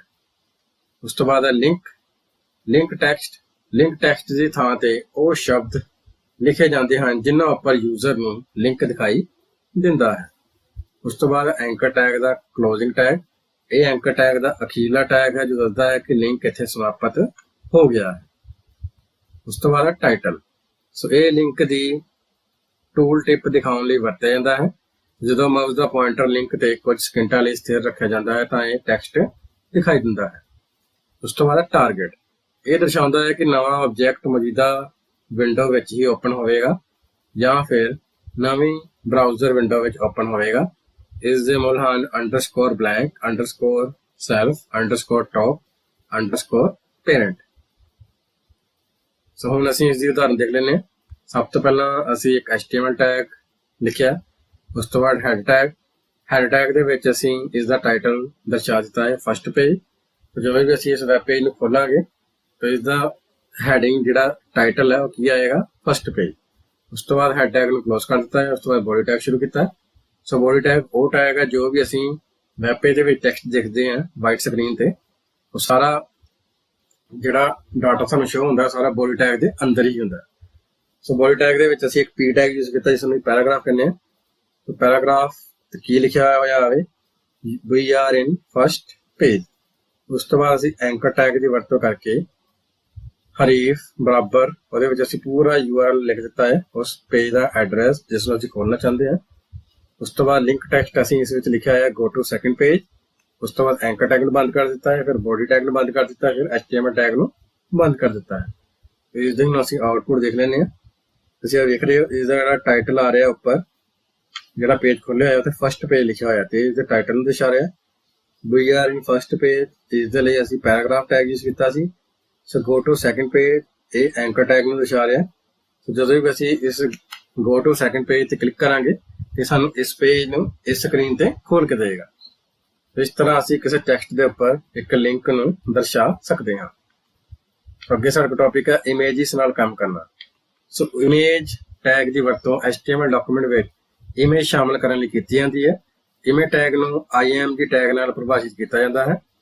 ਸੋ img ਟੈਗ ਇੱਕ ਐਮਪਟੀ ਟੈਗ ਹੈ। ਇੱਕ HTML ਡਾਕੂਮੈਂਟ ਵਿੱਚ ਵੱਖ-ਵੱਖ ਤਰ੍ਹਾਂ ਦੇ ਪਿਕਚਰ ਫਾਰਮੈਟ ਨੂੰ ਵੀ ਸ਼ਾਮਲ ਕਰ ਸਕਦੇ ਹਾਂ ਜਿਵੇਂ ਕਿ JPG, PNG, BMP, TIFF ਆਦਿ। ਸੋ ਉਦਾਹਰਨ ਦੇ ਲਈ ਇਸ ਨੂੰ ਵਰਤਣ ਦਾ ਸਾਡੇ ਕੋਲ ਜਿਹੜਾ ਤਰੀਕਾ ਹੈ left angle bracket img space ਦੇ ਕੇ src ਦਾ ਮਤਲਬ ਹੈ ਸੋਰਸ ਦਰਸਾ ਰਿਹਾ ਹੈ ਕਿ ਜੋ ਇਮੇਜ ਤੁਸੀਂ ਲਗਾਣੀ ਹੈ ਉਹ ਤੁਹਾਡੇ ਕੰਪਿਊਟਰ ਦੇ ਵਿੱਚ ਕਿੱਥੇ ਪਈ ਹੋਈ ਹੈ। ਸੋ ਡਬਲ ਕੋਡ ਦੇ ਵਿੱਚ ਅਸੀਂ ਉਸ ਇਮੇਜ ਦਾ ਪੂਰਾ ਐਡਰੈਸ ਜਾਂ ਪਾਥ ਲਿਖਾਂਗੇ ਜਿਵੇਂ ਇਸ ਵਿੱਚ ਅਸੀਂ ਲਿਖਿਆ ਹੋਇਆ xyz.jpg। ਉਸ ਤੋਂ ਬਾਅਦ ਡਬਲ ਕੋਟ ਨੂੰ ਬੰਦ ਕਰ ਦਿੱਤਾ ਹੈ, ਫਿਰ ਰਾਈਟ ਐਂਗਲ ਬ੍ਰੈਕਟ ਨੂੰ ਵੀ ਬੰਦ ਕਰ ਦਿੱਤਾ ਹੈ। ਸੋ src ਇਸ ਐਟਰੀਬਿਊਟ ਦੀ ਵਰਤੋਂ ਇਮੇਜ ਦੀ ਫਾਈਲ ਲੋਕੇਸ਼ਨ ਦੇਣ ਲਈ ਕੀਤੀ ਜਾਂਦੀ ਹੈ। ਇਸ ਐਟਰੀਬਿਊਟ ਵਿੱਚ ਇਮੇਜ ਦੀ ਪਾਥ ਲੋਕੇਸ਼ਨ ਨੂੰ ਡਬਲ ਕੋਟੇਸ਼ਨ ਚਿੰਨ੍ਹ ਨਾਲ ਪਰਿਭਾਸ਼ਿਤ ਕੀਤਾ ਜਾਂਦਾ ਹੈ। ਉਸ ਤੋਂ ਬਾਅਦ alt ਇਸ ਐਟਰੀਬਿਊਟ ਦੀ ਵਰਤੋਂ ਇਮੇਜ ਉੱਪਰ ਅਲਟਰਨੇਟ ਟੈਕਸਟ ਦੇਣ ਲਈ ਕੀਤੀ ਜਾਂਦੀ ਹੈ। ਇਹ ਸਿਰਫ ਉਸ ਸਮੇਂ ਦਿਖਾਈ ਦਿੰਦਾ ਹੈ ਜਦੋਂ ਇਮੇਜ ਲੋਡ ਹੋਣ ਵਿੱਚ ਜ਼ਿਆਦਾ ਸਮਾਂ ਲੈ ਰਹੀ ਹੋਵੇ ਜਾਂ ਫਿਰ ਇਮੇਜ ਮਿਸਿੰਗ ਹੋਵੇ ਜਾਂ ਇਮੇਜ ਦਾ ਪਤਾ ਸਹੀ ਨਾ ਹੋਵੇ। ਤਾਂ ਜਦੋਂ ਵੀ ਅਸੀਂ ਉਸ ਇਮੇਜ ਤੇ ਆਪਣਾ ਮਾਊਸ ਦਾ ਪੁਆਇੰਟਰ ਲੈ ਕੇ ਜਾਵਾਂਗੇ ਤਾਂ ਉਹ ਇਮੇਜ ਕਿਸ ਤਰ੍ਹਾਂ ਦੀ ਹੈ ਉਸ ਬਾਰੇ ਉਹ ਇੱਕ ਟੈਕਸਟ ਲਿਖਿਆ ਦਰਸਾਈ ਦੇਗਾ। ਤੀਸਰਾ ਸਾਡੇ ਕੋਲ ਹੈ width and height। ਇਹਨਾਂ ਐਟਰੀਬਿਊਟ ਦੀ ਵਰਤੋਂ ਇਮੇਜ ਦੀ ਉਚਾਈ ਅਤੇ ਚੌੜਾਈ ਸੈੱਟ ਕਰਨ ਲਈ ਕੀਤੀ ਜਾਂਦੀ ਹੈ। ਚੌਥਾ ਸਾਡੇ ਕੋਲ ਅਲਾਈਨ। ਇਸ ਐਟਰੀਬਿਊਟ ਰਾਹੀਂ ਇਮੇਜ ਦੀ ਅਲਾਈਨਮੈਂਟ ਸੈੱਟ ਕੀਤੀ ਜਾ ਸਕਦੀ ਹੈ ਜਿਵੇਂ ਲੈਫਟ, ਸੈਂਟਰ, ਰਾਈਟ। ਜਿਹੜੀ ਇਮੇਜ ਹੈ ਉਹ ਖੱਬੇ ਹੋਏਗੀ, ਸੱਜੇ ਹੋਏਗੀ ਜਾਂ ਵਿਚਕਾਰ ਹੋਏਗੀ। ਉਸ ਤੋਂ ਬਾਅਦ ਹੈ ਬਾਰਡਰ ਐਟਰੀਬਿਊਟ ਰਾਹੀਂ ਇਮੇਜ ਦੇ ਬਾਰਡਰ ਜਾਂ ਕਿਨਾਰਿਆਂ ਦੀ ਜਿਹੜੀ ਮੋਟਾਈ ਹੈ ਉਸ ਨੂੰ ਅਸੀਂ ਵਧਾ ਘਟਾ ਸਕਦੇ ਹਾਂ। ਛੇਵਾਂ ਹੈ ਟਾਈਟਲ। ਇਸ ਐਟਰੀਬਿਊਟ ਦੀ ਵਰਤੋਂ ਇਮੇਜ ਨੂੰ ਸਿਰਲੇਖ ਦੇਣ ਲਈ ਕੀਤੀ ਜਾਂਦੀ ਹੈ।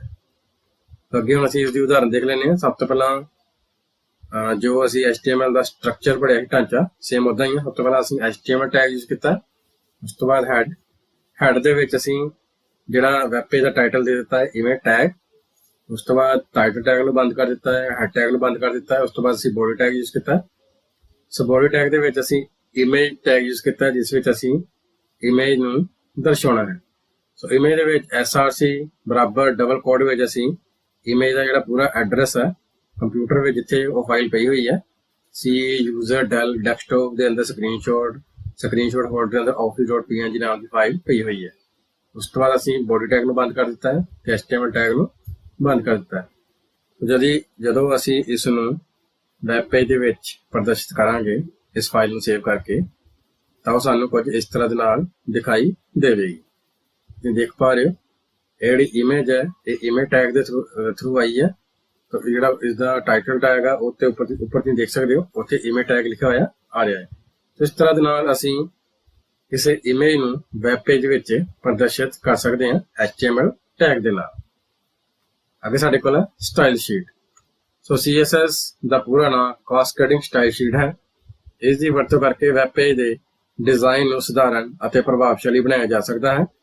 CSS ਦੀ ਵਰਤੋਂ HTML ਨਾਲ ਵੈਬਸਾਈਟ ਬਣਾਉਣ ਲਈ ਕੀਤੀ ਜਾਂਦੀ ਹੈ ਅਤੇ CSS ਇਹ ਨਿਰਧਾਰਿਤ ਕਰਦਾ ਹੈ ਕਿ HTML ਐਲੀਮੈਂਟ ਵੈਬ ਪੇਜ ਵਿੱਚ ਕਿਵੇਂ ਪ੍ਰਦਰਸ਼ਿਤ ਕੀਤੇ ਜਾਣੇ ਚਾਹੀਦੇ ਹਨ। ਸੋ CSS ਦੀ ਵਰਤੋਂ ਨਾਲ ਕਿਸੇ ਵੈਬ ਪੇਜ ਦੀ ਦਿੱਖ ਨੂੰ ਬਿਹਤਰ ਬਣਾਇਆ ਜਾ ਸਕਦਾ ਹੈ। ਹੁਣ ਅਸੀਂ CSS ਦੇ ਫਾਇਦੇ ਬਾਰੇ ਜਾਣ ਲੈਂਦੇ ਹਾਂ ਵੀ ਸਾਨੂੰ ਇਸਦੇ ਕੀ ਫਾਇਦੇ ਨੇ। ਸਭ ਤੋਂ ਪਹਿਲਾਂ ਸਮੇਂ ਦੀ ਬਚਤ। ਸੋ CSS ਕੋਡ ਨੂੰ ਬਾਰ-ਬਾਰ ਲੋੜ ਅਨੁਸਾਰ ਵਰਤਿਆ ਜਾ ਸਕਦਾ ਹੈ ਅਤੇ ਇਸ ਸ਼ੀਟ ਨੂੰ ਕਈ HTML ਪੰਨਿਆਂ ਵਿੱਚ ਵਾਰ-ਵਾਰ ਵਰਤਿਆ ਜਾ ਸਕਦਾ ਹੈ। ਇਸ ਵਿੱਚ ਸਾਨੂੰ ਇਹ ਦਰਸਾ ਰਿਹਾ ਕਿ ਅਸੀਂ CSS ਕੋਡ ਨੂੰ ਇੱਕ ਵਾਰ ਲਿਖ ਕੇ ਉਸ ਨੂੰ ਕਈ ਥਾਂ ਤੇ ਬਾਰ-ਬਾਰ ਦੁਹਰਾ ਸਕਦੇ ਹਾਂ। ਦੂਸਰਾ ਹੈ ਤੇਜ਼ੀ ਨਾਲ ਵੈਬ ਪੇਜ ਲੋਡ ਹੋਣਾ। CSS ਨੂੰ HTML ਵਿੱਚ ਫਾਰਮੈਟਿੰਗ ਕਰਨ ਲਈ ਘੱਟ ਕੋਡ ਦੀ ਲੋੜ ਪੈਂਦੀ ਹੈ। ਇਸ ਨਾਲ ਵੈਬ ਪੇਜ ਦਾ ਆਕਾਰ ਵੀ ਘਟਦਾ ਹੈ ਅਤੇ ਵੈਬ ਪੇਜ ਵੀ ਹਲਕਾ ਹੁੰਦਾ ਹੈ। ਤੀਸਰਾ ਹੈ ਆਸਾਨ ਰੱਖ ਰਖਾਵ। CSS ਦੀ ਕੋਡਿੰਗ ਕਰਕੇ ਕੀਤੀਆਂ ਜਾਣ ਵਾਲੀਆਂ ਤਬਦੀਲੀਆਂ ਪੂਰੇ ਵੈਬ ਪੇਜ ਜਾਂ ਪੂਰੀ ਵੈਬਸਾਈਟ ਦੇ ਭਾਗਾਂ ਤੇ ਲਾਗੂ ਕੀਤੀ ਜਾ ਸਕਦੀਆਂ ਹਨ, ਜਿਸ ਨਾਲ ਗਲਤੀਆਂ ਹੋਣ ਦੀ ਸੰਭਾਵਨਾ ਵੀ ਘਟ ਜਾਂਦੀ ਹੈ। ਚੌਥਾ ਪੁਆਇੰਟ ਹੈ ਵਧੇਰੇ ਸ਼ਕਤੀਸ਼ਾਲੀ। ਵੈਬ ਪੇਜਾਂ ਨੂੰ CSS ਦੀ ਵਰਤੋਂ ਨਾਲ ਅਤੇ ਇਸ ਵਿੱਚ HTML ਨਾਲੋਂ ਜ਼ਿਆਦਾ ਪ੍ਰੋਪਰਟੀ ਹੋਣ ਕਰਕੇ ਵਧੇਰੇ ਬਿਹਤਰ ਅਤੇ ਆਸਾਨ ਤਰੀਕੇ ਨਾਲ ਤਿਆਰ ਕੀਤਾ ਜਾ ਸਕਦਾ ਹੈ। ਪੰਜਵਾਂ ਹੈ ਮਲਟੀਪਲ ਡਿਵਾਈਸ ਸਪੋਰਟ। CSS ਦੀ ਵਰਤੋਂ ਵੱਖ-ਵੱਖ ਸਕਰੀਨ ਸਾਈਜ਼ ਡਿਵਾਈਸਿਸ ਤੇ ਵੈਬ ਪੇਜਾਂ ਨੂੰ ਸਹੀ ਢੰਗ ਨਾਲ ਦਿਖਾਉਣ ਲਈ ਕੀਤੀ ਜਾ ਸਕਦੀ ਹੈ ਅਤੇ ਇਸ ਦੀ ਵਰਤੋਂ ਨਾਲ ਵੱਖੋ ਵੱਖਰੇ ਡਿਵਾਈਸ ਲਈ ਵੈਬਸਾਈਟ ਦੇ ਵੱਖ-ਵੱਖ ਵਰਜ਼ਨ ਬਣਾਏ ਜਾ ਸਕਦੇ ਹਨ। ਅੱਗੇ ਹੁਣ ਅਸੀਂ ਸਟਾਈਲ ਸ਼ੀਟ ਦੀਆਂ ਕਿਸਮਾਂ ਬਾਰੇ ਜਾਣਾਂਗੇ। ਵੈਬ ਡਿਜ਼ਾਈਨ ਲਈ CSS ਦੀ ਵਰਤੋਂ 3 ਤਰੀਕੇ ਨਾਲ ਕੀਤੀ ਜਾ ਸਕਦੀ ਹੈ। ਸਾਡੇ ਕੋਲ ਇਹਦੇ 3 ਤਰੀਕਿਆਂ ਚ ਪਹਿਲਾ ਤਰੀਕਾ ਹੈ ਇਨਲਾਈਨ ਸਟਾਈਲ। ਇਹ HTML ਦੇ ਬੋਡੀ ਸੈਕਸ਼ਨ ਵਿੱਚ ਟੈਗ ਵਿੱਚ ਵਰਤੀ ਜਾਂਦੀ ਹੈ। ਉਦਾਹਰਨ ਦੇ ਲਈ left angle bracket P paragraph tag ਨੂੰ ਦਰਸਾ ਰਿਹਾ, ਸਪੇਸ ਦੇ ਕੇ ਸਟਾਈਲ ਬਰਾਬਰ ਡਬਲ ਕੋਡ ਵਿੱਚ colour is the red semicolon border is the 2 pixel solid। ਉਸ ਤੋਂ ਬਾਅਦ semicolon ਡਬਲ ਕੋਟ ਨੂੰ ਬੰਦ ਕਰ ਦਿੱਤਾ ਹੈ। ਉਸ ਤੋਂ ਬਾਅਦ ਰਾਈਟ ਐਂਗਲ ਬ੍ਰੈਕਟ ਨੂੰ ਵੀ ਬੰਦ ਕਰ ਦਿੱਤਾ ਹੈ। ਉਸ ਤੋਂ ਬਾਅਦ ਇਸ ਦੇ ਅੰਦਰ ਟੈਕਸਟ ਦਰਸਾਇਆ ਜਿਸ ਦੇ ਉੱਪਰ ਅਸੀਂ ਇਸ ਨੂੰ ਲਗਾ ਰਹੇ ਹਾਂ ਉਹ ਸਾਡੇ ਕੋਲ this is an inline CSS example। ਉਸ ਤੋਂ ਬਾਅਦ ਅਸੀਂ ਪੈਰਾਗ੍ਰਾਫ ਟੈਗ ਨੂੰ ਬੰਦ ਕਰ ਦਿੱਤਾ ਹੈ। ਉਸ ਤੋਂ ਬਾਅਦ ਦੂਸਰਾ ਸਾਡੇ ਕੋਲ ਹੈ ਇੰਟਰਨਲ ਸਟਾਈਲ ਸ਼ੀਟ। ਇਹ ਪੂਰੇ ਵੈਬ ਪੇਜ ਲਈ ਵਰਤੀ ਜਾਂਦੀ ਹੈ ਅਤੇ ਇਸ ਦਾ ਕੋਡ ਹੈਡ ਟੈਗ ਵਿੱਚ ਲਿਖਿਆ ਜਾਂਦਾ ਹੈ। ਇਸ ਦੀ ਸਾਡੇ ਕੋਲ ਉਦਾਹਰਨ ਹੈ head style P left brace color red semicolon border 2 pixel solid semicolon then left brace right brace then style tag ਨੂੰ ਕਲੋਜ਼ ਕਰ ਦਿੱਤਾ ਹੈ। ਇਹਨਾਂ ਦੋਨੋਂ ਸਟਾਈਲ ਵਿੱਚ ਸਾਨੂੰ ਇਹ ਚੀਜ਼ ਸਮਝ ਆ ਰਹੀ ਹੈ ਕਿ ਇਨਲਾਈਨ ਸਟਾਈਲ ਦੀ ਆਪਾਂ ਉਦੋਂ ਵਰਤੋਂ ਕਰਨੀ ਹੈ ਜਦੋਂ ਅਸੀਂ ਉਸ ਨੂੰ ਸਿਰਫ ਬੋਡੀ ਸੈਕਸ਼ਨ ਦੇ ਅੰਦਰ ਹੀ ਵਰਤਣਾ ਚਾਹੁੰਦੇ ਹਾਂ। ਪਰ ਜੇਕਰ ਤੁਸੀਂ ਚਾਹੁੰਦੇ ਹੋ ਕਿ ਜਿਹੜੇ ਤੁਹਾਡੇ ਟੈਗ ਹੈ ਉਹ ਪੂਰੇ ਵੈਬ ਪੇਜ ਲਈ ਵਰਤੇ ਜਾਣ ਤਾਂ ਤੁਸੀਂ ਉਸ ਨੂੰ ਹੈਡ ਟੈਗ ਦੇ ਵਿੱਚ ਇੰਟਰਨਲ ਸਟਾਈਲ ਸ਼ੀਟ ਦੇ ਰਾਹੀਂ ਦਰਸਾ ਸਕਦੇ ਹੋ। ਤੀਸਰਾ ਸਾਡੇ ਕੋਲ ਹੈ ਐਕਸਟਰਨਲ ਸਟਾਈਲ ਸ਼ੀਟ। ਇਸ ਦੀ ਵਰਤੋਂ ਵੱਖਰੀ ਫਾਈਲ ਬਣਾ ਕੇ ਕੀਤੀ ਜਾਂਦੀ ਹੈ ਅਤੇ ਸਾਰੀ ਕੋਡਿੰਗ ਇਸ ਵੱਖਰੀ ਫਾਈਲ ਵਿੱਚ ਕੀਤੀ ਜਾਂਦੀ ਹੈ ਅਤੇ ਇਸ ਫਾਈਲ ਦੀ ਐਕਸਟੈਂਸ਼ਨ .css ਹੁੰਦੀ ਹੈ। ਇਸ ਫਾਈਲ ਨੂੰ ਵੱਖ-ਵੱਖ ਵੈਬ ਪੇਜ ਨਾਲ ਲਿੰਕ ਕਰਕੇ ਵਰਤਿਆ ਜਾ ਸਕਦਾ ਹੈ। ਜਦੋਂ ਇਸ ਫਾਈਲ ਵਿੱਚ ਤਬਦੀਲੀ ਕੀਤੀ ਜਾਂਦੀ ਹੈ ਤਾਂ ਸਾਰੇ ਲਿੰਕ ਕੀਤੇ ਵੈਬ ਪੇਜਾਂ ਤੇ ਬਦਲਾਅ ਲਾਗੂ ਹੁੰਦਾ ਹੈ। ਐਕਸਟਰਨਲ ਸਟਾਈਲ ਸ਼ੀਟ ਦੀ ਵਰਤੋਂ ਅਸੀਂ ਉਦੋਂ ਕਰਾਂਗੇ ਜਦੋਂ ਅਸੀਂ ਵੱਖਰੇ ਤੌਰ ਤੇ ਫਾਈਲ ਨੂੰ ਆਪਣੀ HTML ਦੇ ਵਿੱਚ ਜੋੜਨਾ ਚਾਹੁੰਦੇ ਹਾਂ। ਜੋ ਵੀ ਉਸ ਫਾਈਲ ਦੇ ਵਿੱਚ ਚੇਂਜਸ ਕਰਾਂਗੇ ਤਾਂ ਤੁਹਾਡੀ ਪੂਰੀ ਵੈਬਸਾਈਟ ਦੇ ਵਿੱਚ ਜਿੱਥੇ ਉਸ ਫਾਈਲ ਨੂੰ ਯੂਜ਼ ਕੀਤਾ ਹੈ ਤਾਂ ਸਾਰਿਆਂ ਵਿੱਚ ਉਹ ਬਦਲਾਅ ਜਿਹੜਾ ਉਹ ਲਾਗੂ ਹੋਵੇਗਾ। ਜੀ ਉਦਾਹਰਨ ਹੈ ਹੈਡ ਟੈਗ ਤੋਂ ਬਾਅਦ ਲੈਫਟ ਐਂਗਲ ਬ੍ਰੈਕਟ ਲਿੰਕ ਤੋਂ ਬਾਅਦ rel equal to double quote ਵਿੱਚ ਸਟਾਈਲ ਸ਼ੀਟ ਡਬਲ ਕੋਡ ਬੰਦ, ਉਸ ਤੋਂ ਬਾਅਦ ਸਪੇਸ ਦੇ ਕੇ type equal to double quote ਵਿੱਚ ਟੈਕਸਟ ਔਰ CSS, ਫਿਰ ਰਾਈਟ ਕੋਡ ਬੰਦ, ਉਸ ਤੋਂ ਬਾਅਦ ਹਰੀਫ ਬਰਾਬਰ ਉਸ ਫਾਈਲ ਦਾ ਨਾਮ ਉਸ ਨੂੰ ਅਸੀਂ ਡਬਲ ਕੋਡ ਵਿੱਚ ਦਰਸਾਇਆ ਹੈ। ਉਸ ਤੋਂ ਬਾਅਦ ਰਾਈਟ ਐਂਗਲ ਬ੍ਰੈਕਟ ਕਲੋਜ਼, ਉਸ ਤੋਂ ਬਾਅਦ ਅਸੀਂ ਹੈਡ ਟੈਗ ਨੂੰ ਕਲੋਜ਼ ਕਰ ਦਿੱਤਾ ਹੈ। ਇਸ ਤਰ੍ਹਾਂ ਦੇ ਨਾਲ ਅਸੀਂ ਐਕਸਟਰਨਲ ਸਟਾਈਲ ਸ਼ੀਟ ਨੂੰ ਲਿੰਕ ਟੈਗ ਦੇ ਰਾਹੀਂ ਕਿਸੇ ਵੀ ਡਾਕੂਮੈਂਟ ਦੇ ਵਿੱਚ ਐਡ ਕਰ ਸਕਦੇ ਹਾਂ। ਹੁਣ ਅਸੀਂ CSS ਦਾ ਸਿੰਟੈਕਸ ਜਾਣਾਂਗੇ। CSS ਰੂਲ ਸੈਟ ਵਿੱਚ ਇੱਕ ਸਿਲੈਕਟਰ ਅਤੇ ਡੈਕਲੇਰੇਸ਼ਨ ਬਲੌਕ ਹੁੰਦਾ ਹੈ। ਤੁਸੀਂ ਇਦਾਂ ਕਹਿ ਸਕਦੇ ਹੋ ਕਿ CSS ਰੂਲ ਸੈਟ ਨੂੰ ਅਸੀਂ ਦੋ ਭਾਗਾਂ ਵਿੱਚ ਵੰਡਦੇ ਹਾਂ, ਜਿਸ ਵਿੱਚ ਇੱਕ ਸਿਲੈਕਟਰ ਹੁੰਦਾ ਹੈ ਅਤੇ ਦੂਸਰਾ ਡੈਕਲੇਰੇਸ਼ਨ ਬਲੌਕ ਨੂੰ ਦਰਸਾਉਂਦਾ ਹੈ। ਜਿਵੇਂ ਤੁਸੀਂ ਦੇਖ ਰਹੇ ਹੋ H1 ਜਿਹੜਾ ਇਹ ਦਰਸਾ ਰਿਹਾ ਹੈ ਹੈਡਿੰਗ ਲੈਵਲ 1 ਨੂੰ। ਜੇਕਰ ਅਸੀਂ H1 ਦੀ ਜਗ੍ਹਾ P ਲਿਖਣਾ ਹੁੰਦਾ ਜਾਂ ਪੈਰਾਗ੍ਰਾਫ ਤੋਂ ਲਾਗੂ ਕਰਨਾ ਹੁੰਦਾ ਤਾਂ ਫਿਰ ਅਸੀਂ H1 ਦੀ ਜਗ੍ਹਾ ਪੈਰਾਗ੍ਰਾਫ ਜਾਂ P ਟੈਗ ਵੀ ਲਿਖ ਸਕਦੇ ਸੀ। ਫਿਲਹਾਲ ਅਸੀਂ H1 ਹੈਡਿੰਗ ਲੈਵਲ 1 ਯੂਜ਼ ਕਰ ਰਹੇ ਹਾਂ। ਤਾਂ ਇਸ ਦੇ ਵਿੱਚ ਜਿਹੜਾ H1 ਹੈ ਉਹ ਇਹਦੇ ਸਿਲੈਕਟਰ ਨੂੰ ਦਰਸਾ ਰਿਹਾ ਹੈ ਅਤੇ colour colon blue semicolon font size 12 pixel ਇਹ ਇਸਦੇ ਡੈਕਲੇਰੇਸ਼ਨ ਬਲੌਕ ਨੂੰ ਦਰਸਾ ਰਿਹਾ ਹੈ। ਸੋ ਇਹ ਦਰਸਾ ਰਿਹਾ ਹੈ ਕਿ ਜਿਹੜਾ ਹੈਡਿੰਗ 1 ਹੈ ਇਹਦੇ ਵਿੱਚ ਅਸੀਂ ਕੀ ਡਿਕਲੇਅਰ ਕੀਤਾ ਹੈ ਕਿ ਹੈਡਿੰਗ 1 ਦਾ ਜਿਹੜਾ ਕਲਰ ਆ ਬਲੂ ਹੋਏਗਾ ਅਤੇ ਹੈਡਿੰਗ 1 ਦਾ ਜਿਹੜਾ ਫੌਂਟ ਜਾਂ ਅੱਖਰਾਂ ਦਾ ਆਕਾਰ ਹੈ ਉਹ 12 ਪਿਕਸਲ ਹੋਵੇਗਾ। ਸੋ ਇਸ ਵਿੱਚ ਜਿਹੜਾ ਕਲਰ ਹੈ ਇਹ ਇਸਦੀ ਪ੍ਰੋਪਰਟੀ ਨੂੰ ਦਰਸਾ ਰਿਹਾ ਹੈ ਤੇ ਬਲੂ ਇਸ ਦੀ ਵੈਲਿਊ ਨੂੰ, ਉਸੇ ਤਰ੍ਹਾਂ ਦੇ ਨਾਲ ਫੌਂਟ ਸਾਈਜ਼ ਇਸ ਦੀ ਪ੍ਰੋਪਰਟੀ ਨੂੰ ਦਰਸਾ ਰਿਹਾ ਹੈ ਤੇ 12 ਪਿਕਸਲਸ ਇਸ ਦੇ ਵੈਲਿਊ ਨੂੰ ਦਰਸਾ ਰਿਹਾ ਹੈ। ਸੋ CSS ਸਿਲੈਕਟਰ ਇਹ ਉਸ ਐਲੀਮੈਂਟ ਲਈ ਵਰਤਿਆ ਜਾਂਦਾ ਹੈ ਜਿਸ ਦਾ ਸਟਾਈਲ ਅਸੀਂ ਫਾਰਮੈਟ ਕਰਨਾ ਚਾਹੁੰਦੇ ਹਾਂ ਅਤੇ CSS ਡੈਕਲੇਰੇਸ਼ਨ ਇਹ ਐਲੀਮੈਂਟ ਦੀਆਂ ਪ੍ਰੋਪਰਟੀ ਨੂੰ ਨਿਰਧਾਰਿਤ ਕਰਨ ਲਈ ਵਰਤੀ ਜਾਂਦੀ ਹੈ ਅਤੇ ਹਰੇਕ ਪ੍ਰੋਪਰਟੀ ਨੂੰ ਸੈਮੀਕੋਲਨ ਨਾਲ ਖਤਮ ਕੀਤਾ ਜਾਂਦਾ ਹੈ। ਹੁਣ ਅਸੀਂ CSS ਸਿਲੈਕਟਰ ਬਾਰੇ ਜਾਣ ਲੈਂਦੇ ਹਾਂ। CSS ਸਿਲੈਕਟਰ HTML ਐਲੀਮੈਂਟ ਨੂੰ ਚੁਣਨ ਅਤੇ ਫਾਰਮੈਟ ਕਰਨ ਵਿੱਚ ਸਾਡੀ ਸਹਾਇਤਾ ਕਰਦੇ ਹਨ ਅਤੇ ID, ਕਲਾਸਿਸ, ਟਾਈਪ, ਐਟਰੀਬਿਊਟ ਅਤੇ ਆਦਿ ਸਿਲੈਕਟਰ ਵਜੋਂ ਵਰਤੇ ਜਾ ਸਕਦੇ ਹਨ। ਸੋ ਪਹਿਲਾਂ ਸਾਡੇ ਕੋਲ ਇਸ ਵਿੱਚ ਹੈਗਾ ਐਲੀਮੈਂਟ ਸਿਲੈਕਟਰ। ਸੋ ਸਿਲੈਕਟਰ HTML ਐਲੀਮੈਂਟ ਨੂੰ ਚੁਣਨ ਅਤੇ ਫਾਰਮੈਟ ਕਰਨ ਲਈ ਵਰਤਿਆ ਜਾਂਦਾ ਹੈ ਜਿਵੇਂ ਕਿ ਪੈਰਾਗ੍ਰਾਫ। ਤਾਂ ਜਿਵੇਂ ਤੁਸੀਂ ਜਿਹੜਾ ਦੇਖ ਪਾ ਰਹੇ ਹੋ, ਸਭ ਤੋਂ ਪਹਿਲਾਂ ਅਸੀਂ ਇੱਕ ਓਪਨਿੰਗ ਟੈਗ ਲਿਖਤਾ ਹੈ ਪੈਰਾਗ੍ਰਾਫ ਦਾ, ਉਸ ਤੋਂ ਬਾਅਦ ਟੈਕਸਟ ਲਿਖਿਆ ਹੈ this is a sample paragraph, ਉਸ ਤੋਂ ਬਾਅਦ ਪੈਰਾਗ੍ਰਾਫ ਦਾ ਕਲੋਜ਼ਿੰਗ ਟੈਗ ਲਗਾ ਦਿੱਤਾ ਹੈ। ਸੋ ਅਸੀਂ ਇਸ ਪੈਰਾਗ੍ਰਾਫ ਨੂੰ ਐਲੀਮੈਂਟ ਸਿਲੈਕਟਰ ਦੀ ਮਦਦ ਨਾਲ CSS ਦੀ ਵਰਤੋਂ ਕਰਕੇ ਫਾਰਮੈਟ ਕਰ ਸਕਦੇ ਹਾਂ। ਤਾਂ ਕਿਵੇਂ ਕਰਾਂਗੇ? ਸਭ ਤੋਂ ਪਹਿਲਾਂ P left brace text align colon centre. ਤਾਂ ਟੈਕਸਟ ਦੀ ਅਲਾਈਨਮੈਂਟ ਆ ਉਹ ਕੀ ਹੋਵੇ, ਉਹ ਵਿਚਕਾਰ ਆਵੇ। ਉਸ ਤੋਂ ਬਾਅਦ ਸੈਮੀਕੋਲਨ ਇਸ ਲਾਈਨ ਨੂੰ ਖਤਮ ਕਰ ਦਿੱਤਾ ਹੈ। ਉਸ ਤੋਂ ਬਾਅਦ ਅਗਲੀ ਲਾਈਨ ਹੈ ਕਲਰ ਕੋਲਨ ਰੈਡ। ਮਤਲਬ ਜਿਹੜਾ ਪੈਰਾਗ੍ਰਾਫ ਹੈ ਉਹ ਜਿਹੜਾ ਟੈਕਸਟ ਅਲਾਈਨਮੈਂਟ ਕਿੱਥੇ ਹੋਵੇ, ਵਿਚਕਾਰ, ਜੋ ਟੈਕਸਟ ਤੁਹਾਨੂੰ ਵਿਚਕਾਰ ਸਕਰੀਨ ਤੇ ਨਜ਼ਰ ਆਵੇ ਅਤੇ ਉਸਦਾ ਕਲਰ ਕੀ ਹੋਵੇ, ਰੈਡ। ਸੋ ਇਸ ਤਰ੍ਹਾਂ ਦੇ ਨਾਲ ਅਸੀਂ ਐਲੀਮੈਂਟ ਸਿਲੈਕਟਰ ਦੀ ਵਰਤੋਂ ਕਰਦੇ ਹੋਏ ਇੱਕ ਪੈਰਾਗ੍ਰਾਫ ਦੀ ਅਲਾਈਨਮੈਂਟ ਅਤੇ ਉਸਦਾ ਜਿਹੜਾ ਕਲਰ ਕੰਬੀਨੇਸ਼ਨ ਉਹ ਸੈੱਟ ਕਰ ਸਕਦੇ ਹਾਂ। ਜਿਵੇਂ ਕਿ ਅਸੀਂ ਹੁਣ ਇਸ ਉਦਾਹਰਨ ਦੇਖ ਸਕਦੇ ਹਾਂ। ਬਾਕੀ ਦਾ ਸਾਡਾ ਜਿਹੜਾ HTML ਦਾ ਕੋਡ ਆ ਉਹ ਸੇਮ ਹੀ ਹੈ, ਬਸ ਹੈਡ ਵਿੱਚ ਅਸੀਂ ਇੱਕ ਸਟਾਈਲ ਜਿਹੜਾ ਟੈਗ ਆ ਯੂਜ਼ ਕੀਤਾ ਹੈ। ਤੁਸੀਂ ਹੁਣੇ ਪੜ੍ਹਿਆ ਹੋਏਗਾ ਵੀ ਸਾਡੇ ਕੋਲ ਵੱਖ-ਵੱਖ ਤਰ੍ਹਾਂ ਦੇ CSS ਦੀਆਂ ਕਿਸਮਾਂ ਹੁੰਦੀਆਂ ਨੇ, ਇੱਕ ਇਨਲਾਈਨ ਸਟਾਈਲ ਸ਼ੀਟ, ਇੱਕ ਸਾਡੇ ਕੋਲ ਐਕਸਟਰਨਲ ਸਟਾਈਲ ਸ਼ੀਟ। ਸੋ ਇਸ ਵਿੱਚ ਅਸੀਂ ਇਨਲਾਈਨ ਸਟਾਈਲ ਸ਼ੀਟ ਨੂੰ ਯੂਜ਼ ਕੀਤਾ ਹੈ, ਜਿਸ ਨੂੰ ਅਸੀਂ ਹੈਡ ਟੈਗ ਦੇ ਵਿੱਚ ਯੂਜ਼ ਕਰਦੇ ਹਾਂ ਅਤੇ ਇਸ ਨੂੰ ਅਸੀਂ ਪੂਰੇ ਵੈਬ ਪੇਜ 'ਤੇ ਯੂਜ਼ ਕਰ ਸਕਦੇ ਹਾਂ। ਇਹਦੇ ਵਿੱਚ ਅਸੀਂ ਇੱਕ ਸਟਾਈਲ ਟੈਗ ਯੂਜ਼ ਕੀਤਾ ਹੈ। ਉਸ ਤੋਂ ਬਾਅਦ P left brace text line centre ਤੇ ਹੋਵੇ ਤੇ ਕਲਰ ਉਸਦਾ ਰੈਡ ਹੋਵੇ। ਉਸ ਤੋਂ ਬਾਅਦ ਅਸੀਂ ਰਾਈਟ ਬ੍ਰੇਸਲੈਸ ਨੂੰ ਐਂਡ ਕਰ ਦਿੱਤਾ ਹੈ ਤੇ ਸਟਾਈਲ ਟੈਗ ਨੂੰ ਵੀ ਕਲੋਜ਼ ਕਰ ਦਿੱਤਾ ਹੈ। ਤੇ ਬੋਡੀ ਦੇ ਵਿੱਚ ਅਸੀਂ ਉਸ ਪੈਰਾਗ੍ਰਾਫ ਨੂੰ ਦਰਸਾਇਆ ਹੈ every paragraph will be affected by the style.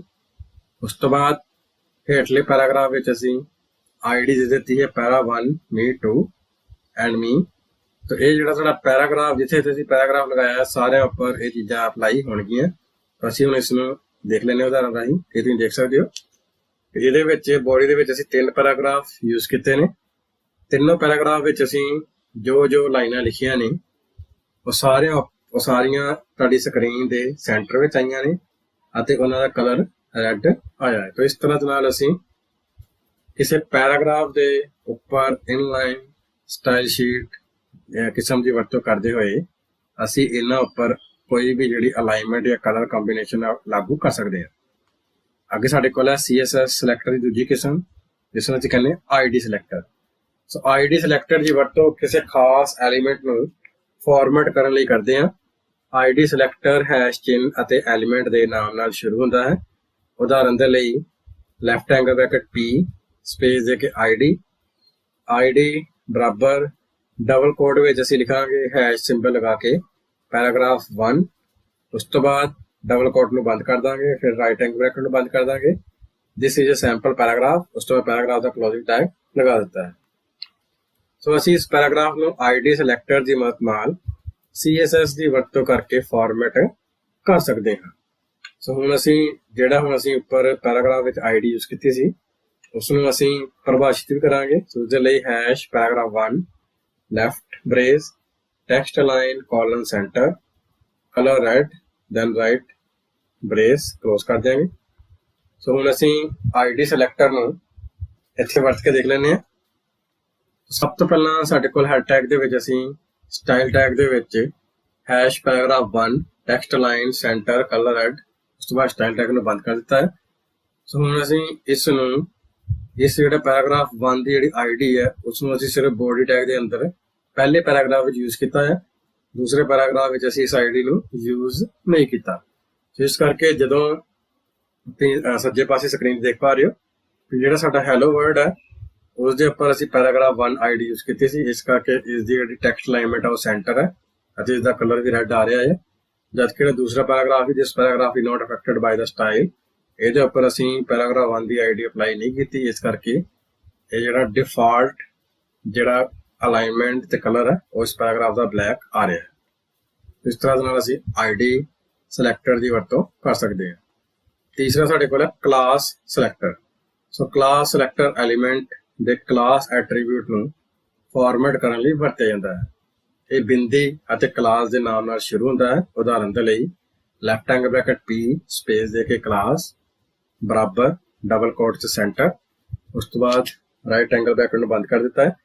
This is a first paragraph. ਉਸ ਤੋਂ ਬਾਅਦ ਅਸੀਂ ਪੈਰਾਗ੍ਰਾਫ ਟੈਗ ਦਾ ਵੀ ਅਖੀਰਲਾ ਟੈਗ ਲਿਖ ਦਿੱਤਾ ਹੈ। ਉਸ ਤੋਂ ਬਾਅਦ P class centre, this is a first paragraph, ਇਸ ਨੂੰ ਅਸੀਂ 3 ਵਾਰ ਲਿਖ ਲਿਆ। ਸੋ ਅਸੀਂ ਇਸ ਪੈਰਾਗ੍ਰਾਫ ਨੂੰ ਐਲੀਮੈਂਟ ਸਿਲੈਕਟਰ ਦੀ ਮਦਦ ਨਾਲ CSS ਦੀ ਵਰਤੋਂ ਕਰਕੇ ਫਾਰਮੈਟ ਕਰ ਸਕਦੇ ਹਾਂ।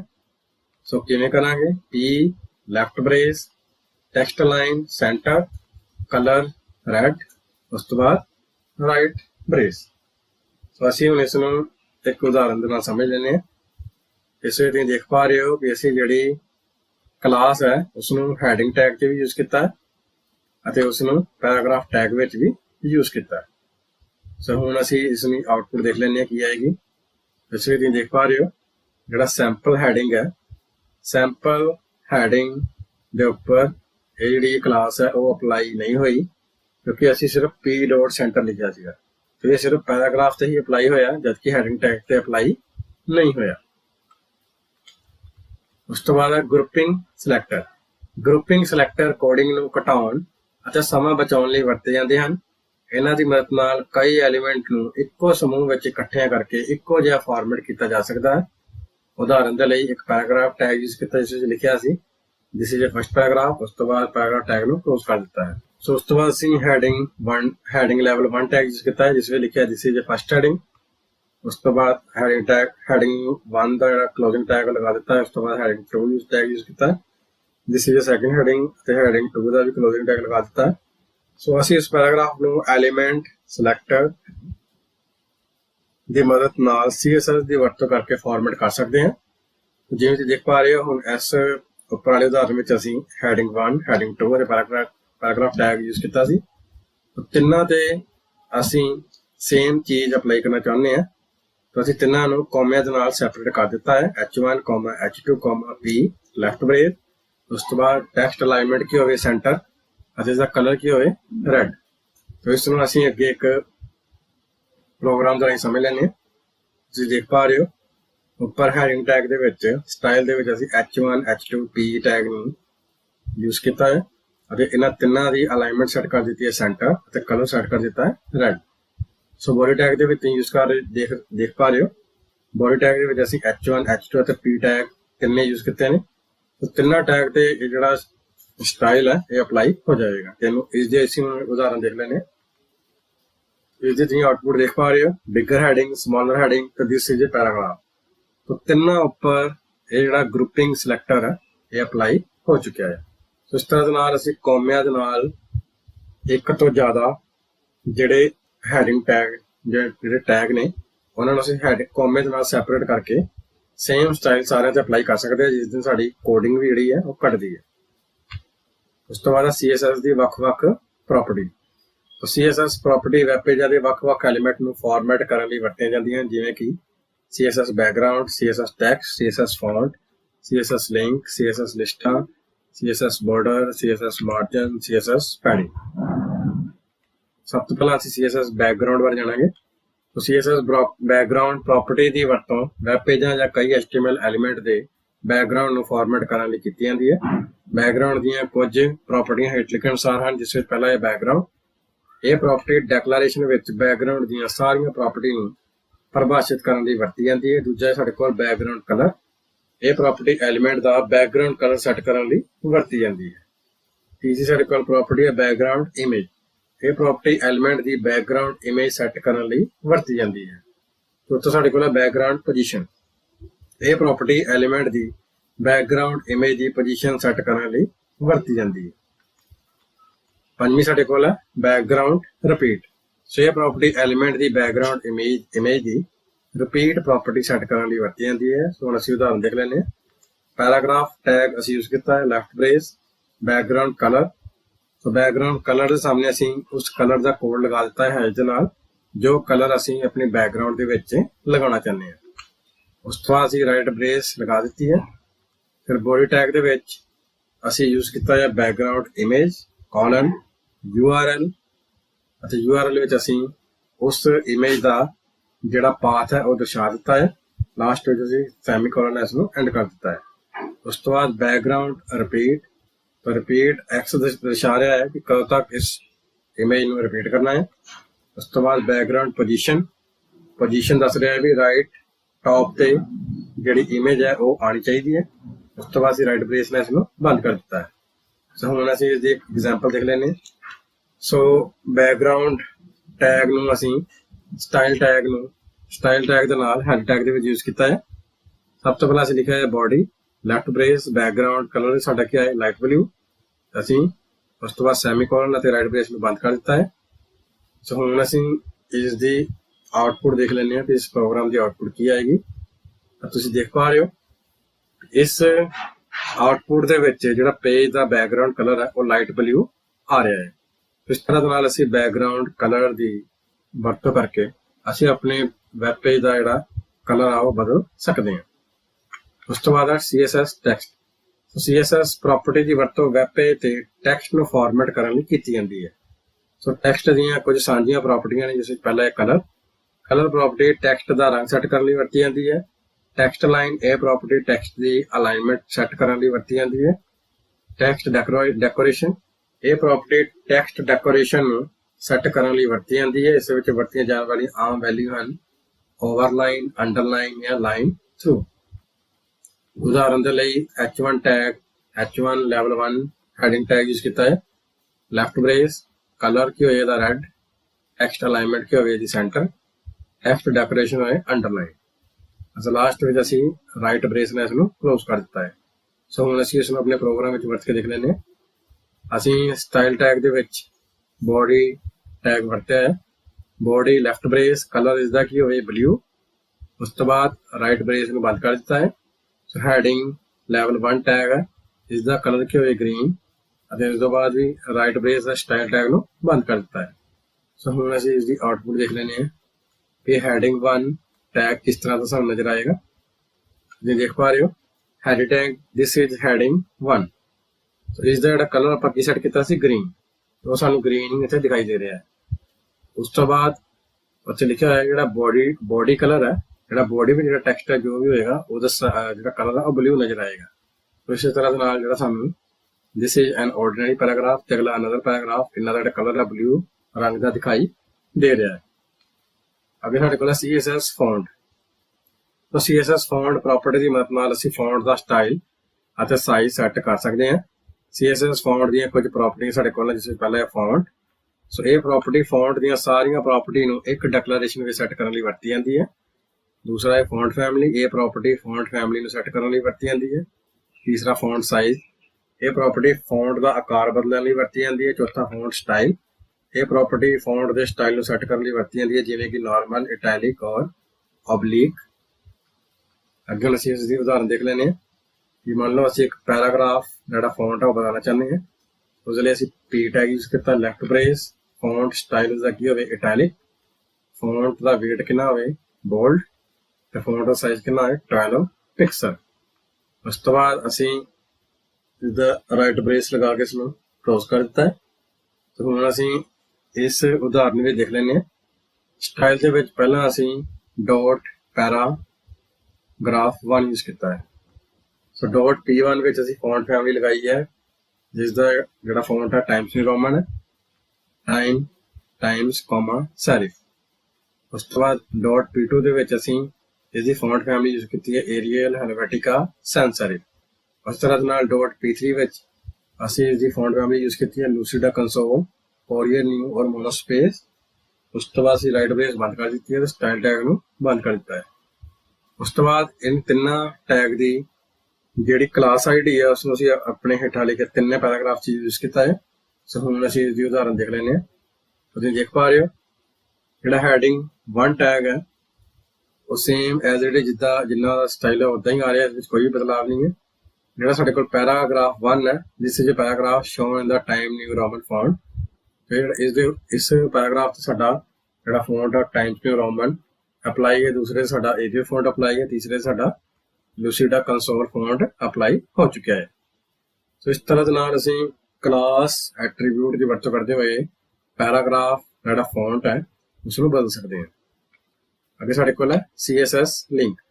CSS लिंक प्रॉपर्टी हाइपरलिंक नूं फॉर्मेट करने लई वरतियां जांदियां हन। वैब पेज विच मौजूद 4 तरह के लिंक हेठ लिखे अनुसार हैं। पहला साढ़े को है A: लिंक। ये लिंक अनविजिटेड लिंक होंदा है जिस ते क्लिक ना किया गया होवे अते इसका रंग नीला होंदा है, उसनूं ये अनविजिटेड लिंक नूं दर्शाउंदा है। दूसरा साढ़े को A: विजिटेड। ये लिंक यूजर वालों क्लिक किए जा चुके लिंक को दर्शाता है तो इसका रंग बैंगनी होंदा है। तीसरा है A: होवर। ये लिंक यूजर द्वारा जो माउस पॉइंटर लिंक ते लैके जाया जाता है इनू दर्शाता है। चौथा साढ़े को A: एक्टिव। ये लिंक उस समय लिए है जो असी लिंक ते क्लिक कर देंगे हाँ और उसका रंग लाल होंदा है। सो असीं इसकी उदाहरण देख लें।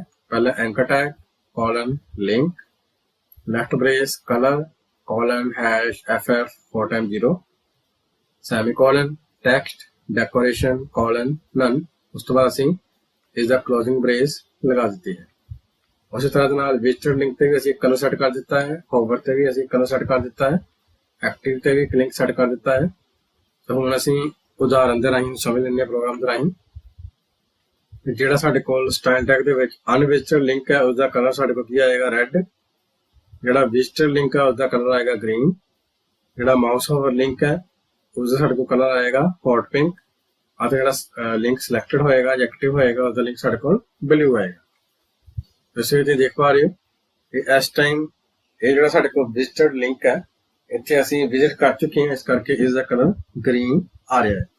सो जेकर असीं जो इस वैब पेज खोलते और लिंक ते क्लिक ना किया गया होंदा तो इसका कलर रेड आ रहा होना सी।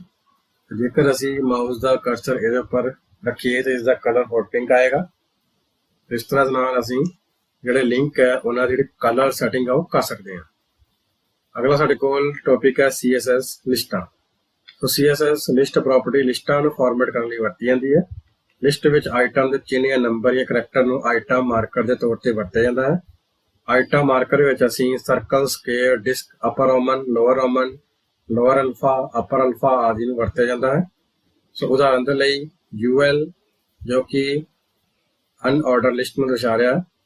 उस तो बाद right left brace list style type जो सर्कल में दर्शा रही है, जो लिस्ट है वो खाली सर्कल के रूप में आएगी। उस तो बाद असीं राइट ब्रेस नूं बंद कर दिता है।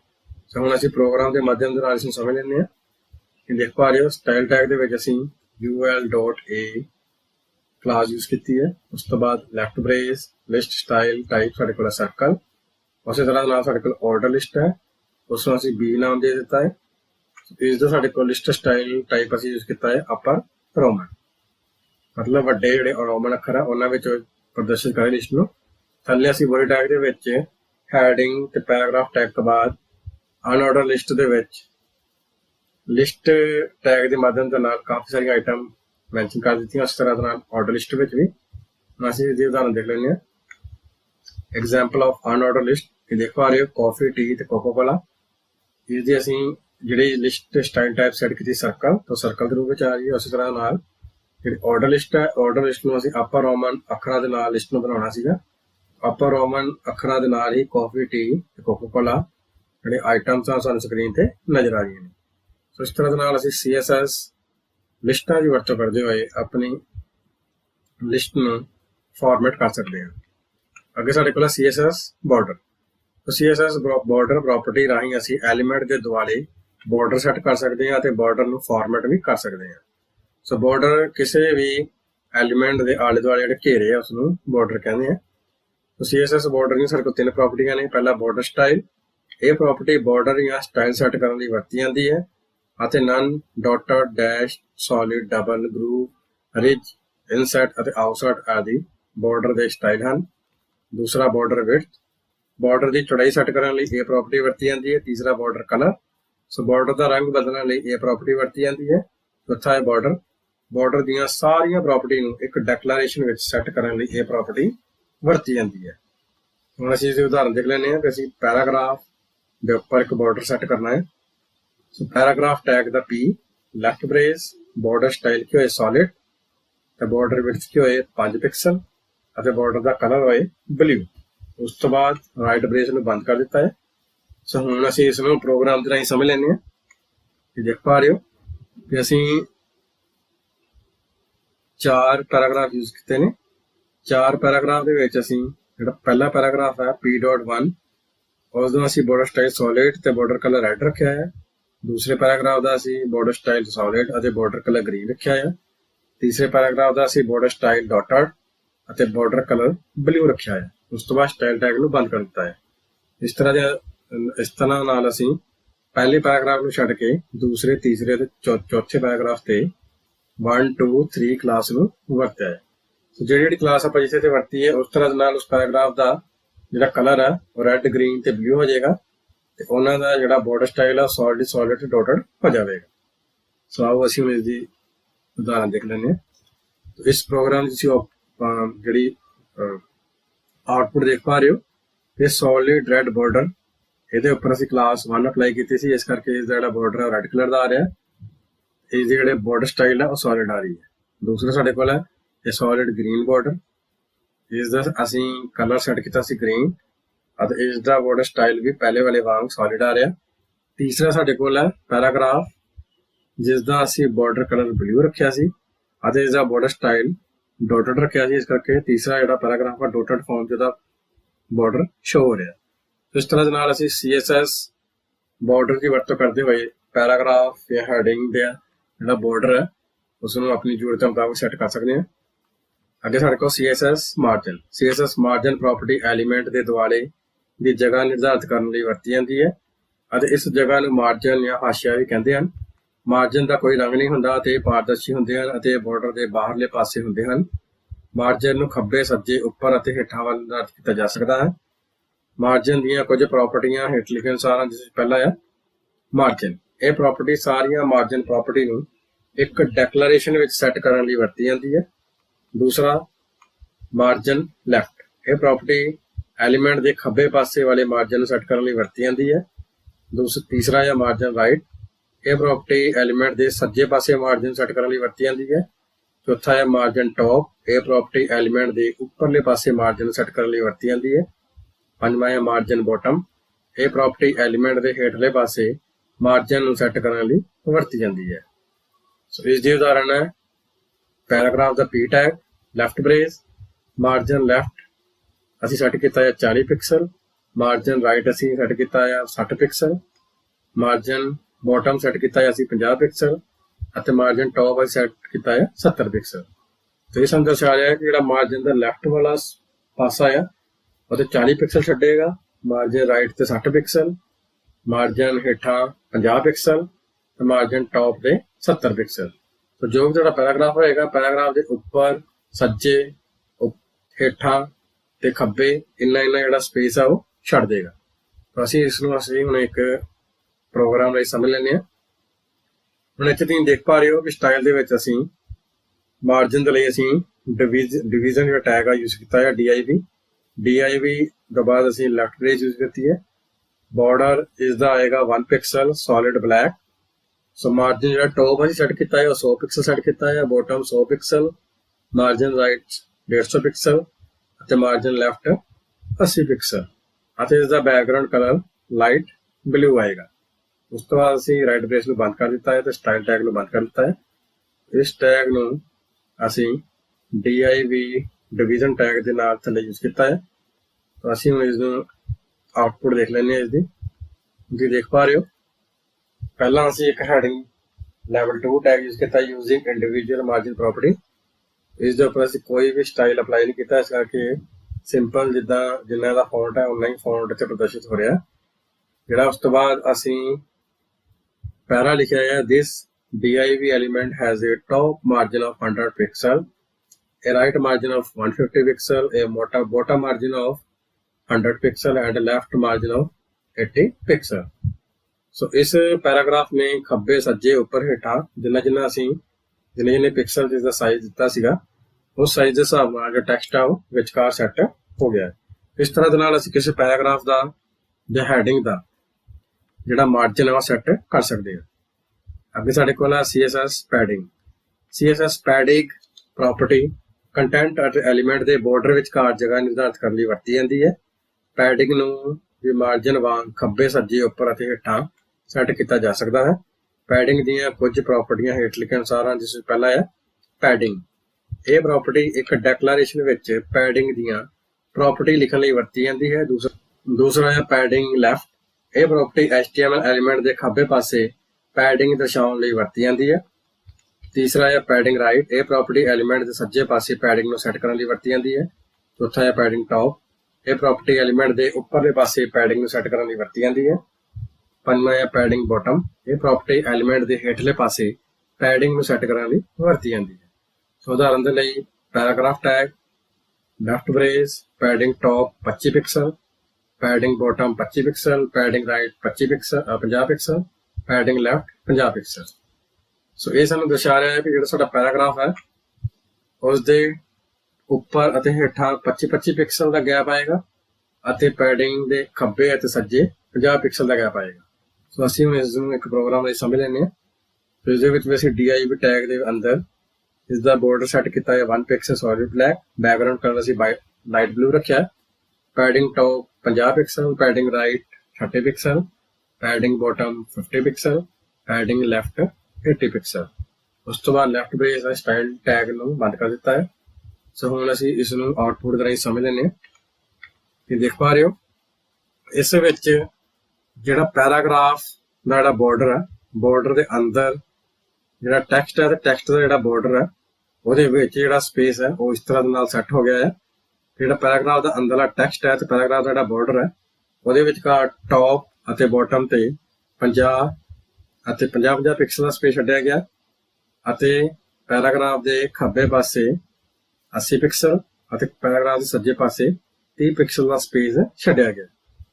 ਸੋ ਜਿਹੜਾ ਮਾਰਜਨ ਸੀਗਾ, ਮਾਰਜਨ ਪੈਰਾਗ੍ਰਾਫ ਦੇ ਬਾਰਡਰ ਦੇ ਬਾਹਰਲੇ ਪਾਸੇ ਜਗ੍ਹਾ ਨਿਰਧਾਰਿਤ ਕਰਦਾ ਹੈ ਤੇ ਪੈਡਿੰਗ ਪੈਰਾਗ੍ਰਾਫ ਤੇ ਪੈਰਾਗ੍ਰਾਫ ਦੇ ਬਾਰਡਰ ਦੇ ਵਿਚਕਾਰ ਜਿਹੜੀ ਥਾਂ ਹੈ ਉਹ ਨਿਰਧਾਰਿਤ ਕਰਦਾ ਹੈ। ਅਗਲਾ ਸਾਡੇ ਕੋਲ ਹੈ CSS ਬਾਕਸ ਮਾਡਲ। ਸੋ CSS ਬਾਕਸ ਮਾਡਲ ਦੀ ਵਰਤੋਂ ਵੈਬ ਪੇਜਾਂ ਦੇ ਡਿਜ਼ਾਈਨ ਅਤੇ ਲੇਆਊਟ ਦੇ ਸੰਬੰਧ ਵਿੱਚ ਕੀਤੀ ਜਾਂਦੀ ਹੈ ਅਤੇ HTML ਦਾ ਹਰੇਕ ਐਲੀਮੈਂਟ ਇੱਕ ਤਰ੍ਹਾਂ ਨਾਲ ਇੱਕ ਬਾਕਸ ਹੁੰਦਾ ਹੈ, ਜਿਵੇਂ ਤੁਸੀਂ ਸੱਜੇ ਪਾਸੇ ਚਿੱਤਰ ਦੇਖ ਪਾ ਰਹੇ ਹੋ।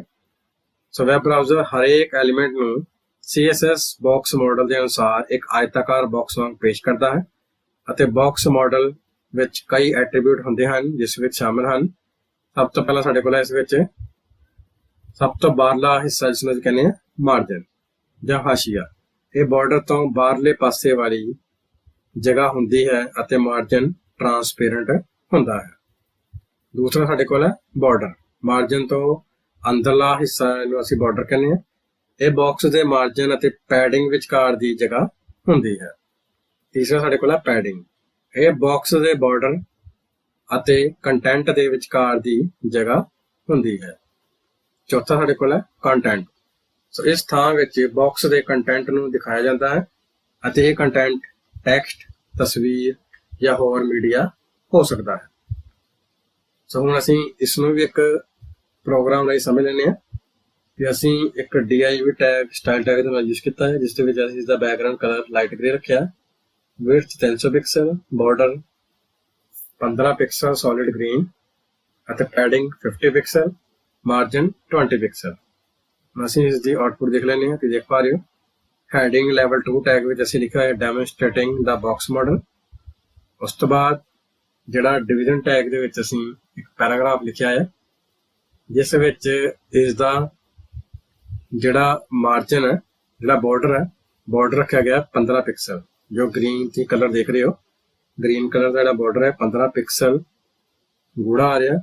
ਉਸ ਤੋਂ ਬਾਅਦ ਜਿਹੜੀ ਪੈਡਿੰਗ ਦਰਸਾ ਰਿਹਾ 50 ਪਿਕਸਲ। ਚਾਰੋਂ ਦਿਸ਼ਾਵਾਂ ਤੋਂ ਜਿਹੜੀ ਇਸ ਦੀ ਪੈਡਿੰਗ ਹੈ ਉਹ 50 ਪਿਕਸਲ ਸੈੱਟ ਕਰ ਦਿੱਤੀ ਗਈ ਹੈ। ਉਸ ਤੋਂ ਇਲਾਵਾ ਇਸ ਦਾ ਜਿਹੜਾ ਮਾਰਜਨ ਹੈ ਉਹ ਮਾਰਜਨ 20 ਪਿਕਸਲ, ਮਤਲਬ ਪੈਰਾਗ੍ਰਾਫ ਦਾ ਜਿਹੜਾ ਬਾਰਡਰ ਹੈ ਉਸ ਦੇ ਬਾਹਰਲਾ ਜਿਹੜਾ ਹਿੱਸਾ ਹੈ ਚਾਰੋਂ ਪਾਸੋਂ 20 ਪਿਕਸਲ ਦਾ ਸੈੱਟ ਕਰ ਦਿੱਤਾ ਗਿਆ ਹੈ। ਇਸ ਤਰ੍ਹਾਂ ਦੇ ਨਾਲ ਅਸੀਂ ਬਾਕਸ ਮਾਡਲ ਨੂੰ ਵਰਤ ਸਕਦੇ ਹਾਂ। ਹੁਣ ਅਸੀਂ ਪਾਰਟ ਨੰਬਰ 1 HTML ਅਤੇ CSS ਨਾਲ ਵੈਬ ਡਿਜ਼ਾਈਨ ਪਾਰਟ ਦਾ ਅਭਿਆਸ ਕਰਾਂਗੇ। ਸਭ ਤੋਂ ਪਹਿਲਾਂ ਸਾਡੇ ਕੋਲ ਇਸ ਵਿੱਚ ਖਾਲੀ ਥਾਵਾਂ ਭਰੋ। ਪਹਿਲੀ ਖਾਲੀ ਥਾਂ ਹੈ ਵੈਬਸਾਈਟ ਕਲੀਅਰ ਅਤੇ ਫਰੈਸ਼ ਬਣਾਉਣ ਲਈ ਡੈਸ਼ ਨੂੰ ਤਰਜੀਹ ਦਿੱਤੀ ਜਾਣੀ ਚਾਹੀਦੀ ਹੈ। ਸਾਡੇ ਕੋਲ ਇਸ ਦਾ ਉੱਤਰ ਹੈ ਵੈਬਸਾਈਟ ਕਲੀਅਰ ਅਤੇ ਫਰੈਸ਼ ਬਣਾਉਣ ਲਈ ਡਿਜ਼ਾਈਨ ਨੂੰ ਤਰਜੀਹ ਦਿੱਤੀ ਜਾਣੀ ਚਾਹੀਦੀ ਹੈ। ਸੋ ਸਾਡੇ ਕੋਲ ਅੱਗੇ ਦੂਸਰੀ ਖਾਲੀ ਥਾਂ ਹੈ ਇੱਕ ਖੋਜ ਤੋਂ ਸਿੱਖਿਆ ਗਿਆ ਹੈ ਕਿ ਆਮ ਯੂਜ਼ਰ ਡੈਸ਼ ਪੈਟਰਨ ਵਿੱਚ ਵੈਬ ਪੇਜਾਂ ਜਾਂ ਕੰਪਿਊਟਰ ਸਕਰੀਨ ਨੂੰ ਸਕੈਨ ਕਰਦੇ ਹਨ। ਸਾਡੇ ਕੋਲ ਦਾ ਸਹੀ ਉੱਤਰ ਹੈ ਇਹ ਇੱਕ ਖੋਜ ਤੋਂ ਸਿੱਖਿਆ ਗਿਆ ਹੈ ਕਿ ਇੱਕ ਆਮ ਯੂਜ਼ਰ ਐਫ ਪੈਟਰਨ ਵਿੱਚ ਵੈਬ ਪੇਜਾਂ ਜਾਂ ਕੰਪਿਊਟਰ ਸਕਰੀਨ ਨੂੰ ਸਕੈਨ ਕਰਦੇ ਹਨ। ਤੀਸਰੀ ਖਾਲੀ ਥਾਂ ਹੈ HTML ਦੀ ਵਰਤੋਂ ਟੈਕਸਟ, ਇਮੇਜਿਸ ਅਤੇ ਹੋਰ ਵੈਬ ਪੇਜਾਂ ਦੇ ਡੈਸ਼ ਨੂੰ ਵੈਬ ਪੇਜਾਂ ਤੇ ਵਿਵਸਥਿਤ ਕਰਨ ਲਈ ਕੀਤੀ ਜਾਂਦੀ ਹੈ। ਸਾਡੇ ਕੋਲ ਇਸ ਦਾ ਸਹੀ ਉੱਤਰ ਹੈ HTML ਦੀ ਵਰਤੋਂ ਟੈਕਸਟ, ਇਮੇਜਿਸ ਅਤੇ ਹੋਰ ਵੈਬ ਪੇਜਾਂ ਦੇ ਐਲੀਮੈਂਟ ਜਾਂ ਤੱਤਾਂ ਨੂੰ ਵੈਬ ਪੇਜਾਂ ਤੇ ਵਿਵਸਥਿਤ ਕਰਨ ਲਈ ਕੀਤੀ ਜਾਂਦੀ ਹੈ। ਅੱਗੇ ਸਾਡੇ ਕੋਲ ਚੌਥੀ ਖਾਲੀ ਥਾਂ ਹੈ ਡੈਸ਼ ਦੀ ਵਰਤੋਂ ਨਾਲ ਵੈਬਸਾਈਟ ਅਤੇ ਵੈਬ ਪੇਜਾਂ ਦਾ ਡਿਜ਼ਾਈਨ ਬਹੁਤ ਹੀ ਸਧਾਰਨ ਅਤੇ ਪ੍ਰਭਾਵਸ਼ਾਲੀ ਢੰਗ ਨਾਲ ਤਿਆਰ ਕੀਤਾ ਜਾ ਸਕਦਾ ਹੈ। ਸਾਡੇ ਕੋਲ ਇਸ ਦਾ ਸਹੀ ਉੱਤਰ ਹੈ ਕਾਸਕੇਡਿੰਗ ਸਟਾਈਲ ਸ਼ੀਟ ਦੀ ਵਰਤੋਂ ਨਾਲ ਵੈਬਸਾਈਟ ਅਤੇ ਵੈਬ ਪੇਜਾਂ ਦਾ ਡਿਜ਼ਾਈਨ ਬਹੁਤ ਹੀ ਸਧਾਰਨ ਅਤੇ ਪ੍ਰਭਾਵਸ਼ਾਲੀ ਢੰਗ ਨਾਲ ਤਿਆਰ ਕੀਤਾ ਜਾ ਸਕਦਾ ਹੈ। ਪੰਜਵੀਂ ਖਾਲੀ ਥਾਂ ਹੈ ਡੈਸ਼ HTML ਐਲੀਮੈਂਟ ਚੁਣਨ ਅਤੇ ਨਿਰਧਾਰਿਤ ਕਰਨ ਵਿੱਚ ਸਹਾਇਤਾ ਕਰਦਾ ਹੈ। ਜੋ ਸਾਡੇ ਕੋਲ ਸਹੀ ਉੱਤਰ ਹੈ ਸਿਲੈਕਟਰ HTML ਐਲੀਮੈਂਟ ਚੁਣਨ ਅਤੇ ਨਿਰਧਾਰਿਤ ਕਰਨ ਵਿੱਚ ਸਾਡੀ ਸਹਾਇਤਾ ਕਰਦਾ ਹੈ। ਅੱਗੇ ਸਾਡੇ ਕੋਲ ਹੈ ਬਹੁਤ ਛੋਟੇ ਉੱਤਰ ਵਾਲੇ ਪ੍ਰਸ਼ਨ, ਜਿਸ ਵਿੱਚ ਪਹਿਲਾ ਪ੍ਰਸ਼ਨ ਹੈ W3C ਸ਼ਬਦ ਦਾ ਸੰਖੇਪ ਰੂਪ ਕੀ ਹੈ। ਸੋ W3C ਦਾ ਸ਼ਬਦ ਦਾ ਸੰਖੇਪ ਰੂਪ ਹੈ ਵਰਲਡ ਵਾਈਡ ਵੈਬ ਕੰਸੋਰਟੀਅਮ। ਦੂਸਰਾ ਹੈ CSS ਸ਼ਬਦ ਦਾ ਸੰਖੇਪ ਰੂਪ ਕੀ ਹੈ। CSS ਦਾ ਸੰਖੇਪ ਰੂਪ ਹੈ ਕਾਸਕੇਡਿੰਗ ਸਟਾਈਲ ਸ਼ੀਟ। ਉਸ ਤੋਂ ਬਾਅਦ ਤੀਸਰਾ ਹੈ ਐਕਸਟਰਨਲ CSS ਫਾਈਲ ਦੀ ਐਕਸਟੈਂਸ਼ਨ ਕੀ ਹੈ। ਸੋ ਇੱਕ ਐਕਸਟਰਨਲ CSS ਫਾਈਲ ਦੀ ਐਕਸਟੈਂਸ਼ਨ .css ਹੈ। ਅੱਗੇ ਸਾਡੇ ਕੋਲ ਚੌਥਾ ਪ੍ਰਸ਼ਨ ਹੈ ਕਿਸ ਟੈਗ ਵਿੱਚ ਇੰਟਰਨਲ CSS ਨੂੰ HTML ਵੈਬ ਪੇਜ ਵਿੱਚ ਪਰਿਭਾਸ਼ਿਤ ਕੀਤਾ ਗਿਆ ਹੈ। ਸਾਡੇ ਕੋਲ ਇਸ ਦਾ ਸਹੀ ਉੱਤਰ ਹੈ ਲਿੰਕ ਟੈਗ ਵਿੱਚ ਇੰਟਰਨਲ CSS ਨੂੰ HTML ਵੈਬ ਪੇਜ ਵਿੱਚ ਪਰਿਭਾਸ਼ਿਤ ਕੀਤਾ ਗਿਆ ਹੈ। ਪੰਜਵਾਂ ਸਾਡੇ ਕੋਲ ਪ੍ਰਸ਼ਨ ਹੈ WYSI WYG ਦਾ ਪੂਰਾ ਨਾਮ ਲਿਖੋ। ਸੋ WSI WYG ਦਾ ਪੂਰਾ ਨਾਮ ਹੈ what you see is what you get। ਸੋ ਅੱਗੇ ਸਾਡੇ ਕੋਲ ਛੋਟੇ ਉੱਤਰ ਵਾਲੇ ਪ੍ਰਸ਼ਨ ਹੈ, ਜਿਸ ਵਿੱਚ ਪਹਿਲਾ ਪ੍ਰਸ਼ਨ ਹੈ HTML ਡਾਕੂਮੈਂਟ ਦੀ ਬਣਤਰ ਲਿਖੋ। ਸੋ ਹਰੇਕ HTML ਡਾਕੂਮੈਂਟ HTML ਟੈਗ ਨਾਲ ਸ਼ੁਰੂ ਅਤੇ HTML ਟੈਗ ਦੇ / ਟੈਗ ਨਾਲ ਖਤਮ ਹੁੰਦਾ ਹੈ। ਇੱਕ HTML ਡਾਕੂਮੈਂਟ ਦੇ ਦੋ ਮੁੱਖ ਭਾਗ ਹੁੰਦੇ ਹਨ, ਪਹਿਲਾ ਹੈ ਹੈਡ ਭਾਗ ਅਤੇ ਦੂਸਰਾ ਹੈ ਬੋਡੀ ਭਾਗ। ਪਹਿਲਾਂ ਅਸੀਂ ਹੈਡ ਟੈਗ ਬਾਰੇ ਗੱਲ ਕਰਾਂਗੇ। ਹੈਡ ਭਾਗ ਇਹ ਭਾਗ ਹੈਡ ਟੈਗ ਨਾਲ ਸ਼ੁਰੂ ਅਤੇ ਹੈਡ ਟੈਗ ਨਾਲ ਹੀ ਖਤਮ ਹੁੰਦਾ ਹੈ, ਕਿਉਂਕਿ ਇਹ ਕੰਟੇਨਰ ਟੈਗ ਹੈ।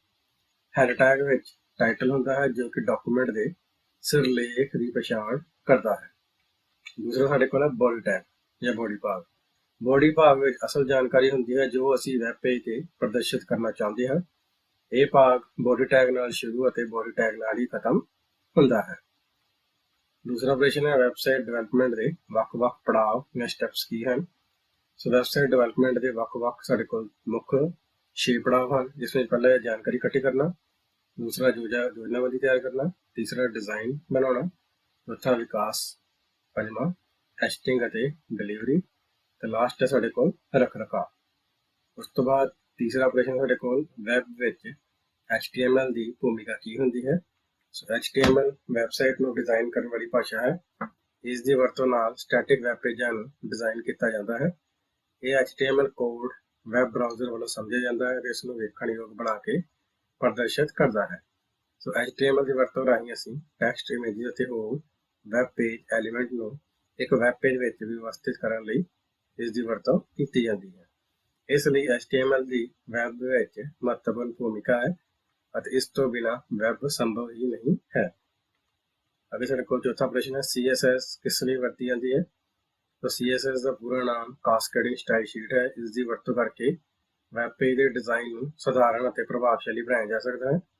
CSS ਦੀ ਵਰਤੋਂ HTML ਨਾਲ ਵੈਬਸਾਈਟ ਬਣਾਉਣ ਲਈ ਕੀਤੀ ਜਾਂਦੀ ਹੈ।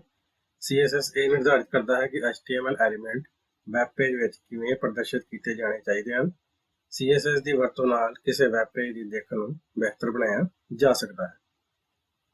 ਅੱਗੇ ਸਾਡੇ ਕੋਲ ਵੱਡੇ ਉਤਰ ਵਾਲੇ ਪ੍ਰਸ਼ਨ ਵਿੱਚ ਪਹਿਲਾ ਪ੍ਰਸ਼ਨ ਹੈ, ਇੱਕ ਚੰਗੇ ਵੈਬ ਡਿਜ਼ਾਈਨ ਦੇ ਸਿਧਾਂਤਾਂ ਦੀ ਵਿਆਖਿਆ ਕਰੋ।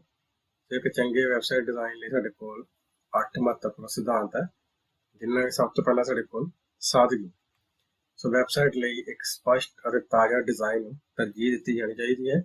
ਇਹ ਵੈਬਸਾਈਟ ਦੇ ਲੋਡ ਹੋਣ ਦੇ ਸਮੇਂ ਨੂੰ ਘਟਾਉਂਦਾ ਅਤੇ ਭਵਿੱਖ ਵਿੱਚ ਵੈਬਸਾਈਟ ਨੂੰ ਅਪਡੇਟ ਕਰਨ, ਐਡਿਟ ਕਰਨ ਨੂੰ ਸੌਖਾ ਬਣਾਉਂਦਾ ਹੈ। ਦੂਸਰਾ ਇਸ ਦਾ ਮਹੱਤਵਪੂਰਨ ਸਿਧਾਂਤ ਹੈ ਇਕਸਾਰਤਾ।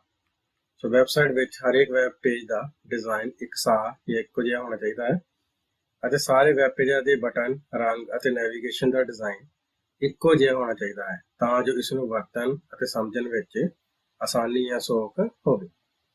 ਤੀਸਰਾ ਇਸ ਦਾ ਸਿਧਾਂਤ ਹੈ ਟਾਈਪੋਗ੍ਰਾਫੀ ਅਤੇ ਉਪਯੋਗਤਾ ਟੈਕਸਟ।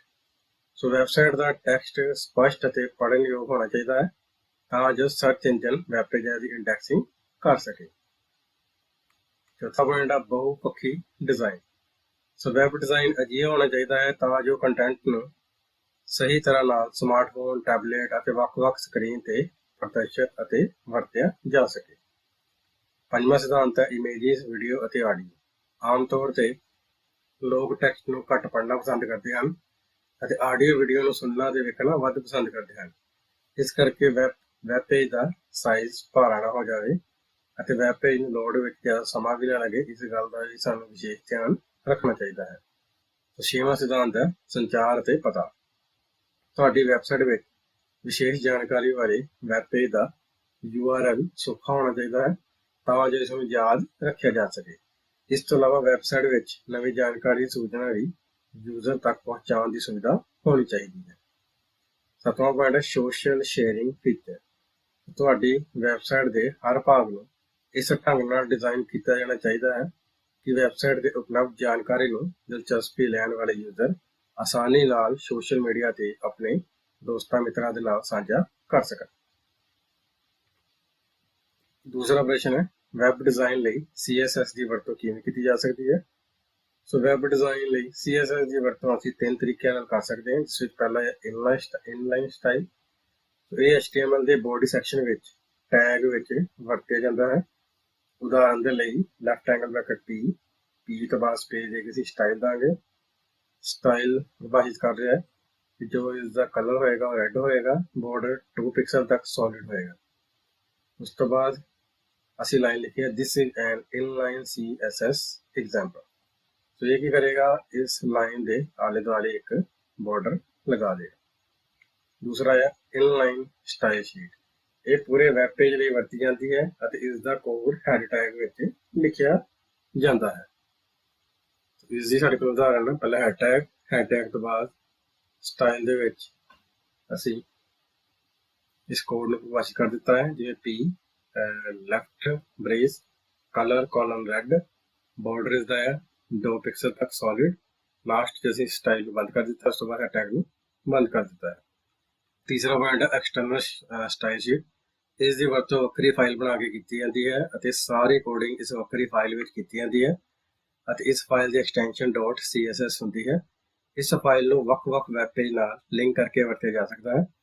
ਜਦੋਂ ਇਸ ਫਾਈਲ ਵਿੱਚ ਕੋਈ ਵੀ ਤਬਦੀਲੀ ਜਾਂ ਬਦਲਾਅ ਕੀਤਾ ਜਾਂਦਾ ਹੈ ਤਾਂ ਸਾਰੇ ਲਿੰਕ ਕੀਤੇ ਵੈਬ ਪੇਜਾਂ ਤੇ ਇਹ ਬਦਲਾਅ ਲਾਗੂ ਹੁੰਦਾ ਹੈ। ਉਦਾਹਰਨ ਲਈ ਹੈਡ ਟੈਗ ਤੋਂ ਬਾਅਦ ਲੈਫਟ ਐਂਗਲ ਬ੍ਰੈਕਟ ਲਿੰਕ ਤੋਂ ਬਾਅਦ rel ਟੈਗ ਬਰਾਬਰ ਸਟਾਈਲ ਸ਼ੀਟ ਟਾਈਪ ਟੈਕਸਟ ਜਾਂ css ਹਾਈਪਰ ਰੈਫਰੈਂਸ। ਅਸੀਂ ਉਸ ਫਾਈਲ ਦਾ ਨਾਮ ਮੈਂਸ਼ਨ ਕਰਾਂਗੇ ਜਿਸ ਫਾਈਲ ਨੂੰ ਅਸੀਂ ਆਪਣੀ HTML ਫਾਈਲ ਦੇ ਵਿੱਚ ਲਗਾਉਣਾ ਚਾਹੁੰਦੇ ਹਾਂ। ਉਸ ਤੋਂ ਬਾਅਦ ਹੈਡ ਟੈਗ ਨੂੰ ਬੰਦ ਕਰ ਦਾਂਗੇ। ਉਸ ਤੋਂ ਬਾਅਦ ਸਾਡੇ ਕੋਲ ਤੀਸਰਾ ਪ੍ਰਸ਼ਨ ਹੈ CSS ਦੇ ਕੀ ਫਾਇਦੇ ਹਨ। CSS ਦੇ ਸਾਡੇ ਕੋਲ ਮੁੱਖ ਫਾਇਦਿਆਂ ਵਿੱਚ ਪਹਿਲਾ ਹੈ ਸਮੇਂ ਦੀ ਬਚਤ। CSS ਕੋਡ ਨੂੰ ਵਾਰ-ਵਾਰ ਲੋੜ ਅਨੁਸਾਰ ਵਰਤਿਆ ਜਾ ਸਕਦਾ ਹੈ ਅਤੇ ਇਸ ਸ਼ੀਟ ਨੂੰ ਕਈ HTML ਪੰਨਿਆਂ ਵਿੱਚ ਵਾਰ-ਵਾਰ ਵਰਤਿਆ ਜਾ ਸਕਦਾ ਹੈ। ਦੂਸਰਾ ਹੈ ਤੇਜ਼ੀ ਨਾਲ ਵੈਬ ਪੇਜ ਲੋਡ ਹੋਣਾ। CSS ਨੂੰ HTML ਵਿੱਚ ਫਾਰਮੈਟਿੰਗ ਕਰਨ ਲਈ ਘੱਟ ਕੋਡ ਦੀ ਲੋੜ ਹੁੰਦੀ ਹੈ।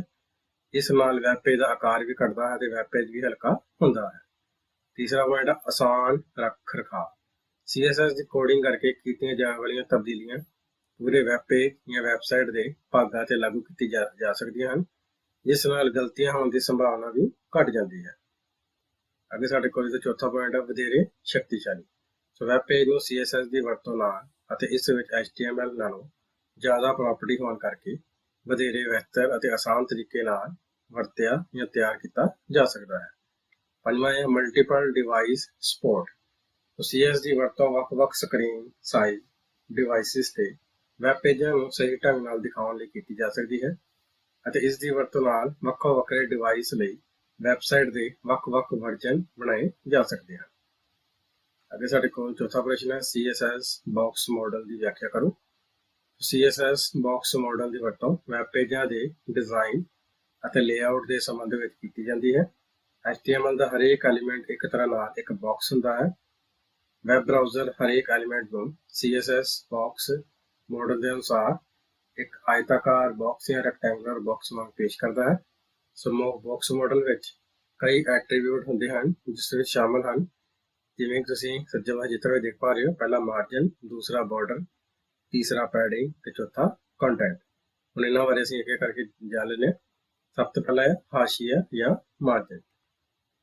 ਇਹ ਬਾਰਡਰ ਤੋਂ ਬਾਹਰਲੇ ਪਾਸੇ ਵਾਲੀ ਖਾਲੀ ਜਗ੍ਹਾ ਹੁੰਦੀ ਹੈ ਅਤੇ ਮਾਰਜਨ ਟਰਾਂਸਪੇਰੈਂਟ ਹੁੰਦਾ ਹੈ। ਦੂਸਰਾ ਹੈ ਬਾਰਡਰ। ਇਹ ਬਾਕਸ ਦੇ ਮਾਰਜਨ ਅਤੇ ਪੈਡਿੰਗ ਵਿਚਕਾਰ ਦੀ ਜਗ੍ਹਾ ਹੁੰਦੀ ਹੈ। ਤੀਸਰਾ ਹੈ ਪੈਡਿੰਗ। ਇਹ ਬਾਕਸ ਦੇ ਬਾਰਡਰ ਅਤੇ ਕੰਟੈਂਟ ਦੇ ਵਿਚਕਾਰ ਦੀ ਜਗ੍ਹਾ ਨੂੰ ਦਰਸਾਉਂਦਾ ਹੈ। ਚੌਥਾ ਹੈ ਕੰਟੈਂਟ। ਇਸ ਥਾਂ ਵਿੱਚ ਬਾਕਸ ਦੇ ਕੰਟੈਂਟ ਨੂੰ ਦਿਖਾਇਆ ਜਾਂਦਾ ਹੈ ਅਤੇ ਇਹ ਕੰਟੈਂਟ ਟੈਕਸਟ, ਤਸਵੀਰ ਜਾਂ ਹੋਰ ਕਿਸੇ ਵੀ ਤਰ੍ਹਾਂ ਦਾ ਜਿਹੜਾ ਮੀਡੀਆ ਹੈ ਉਹ ਹੋ ਸਕਦਾ ਹੈ।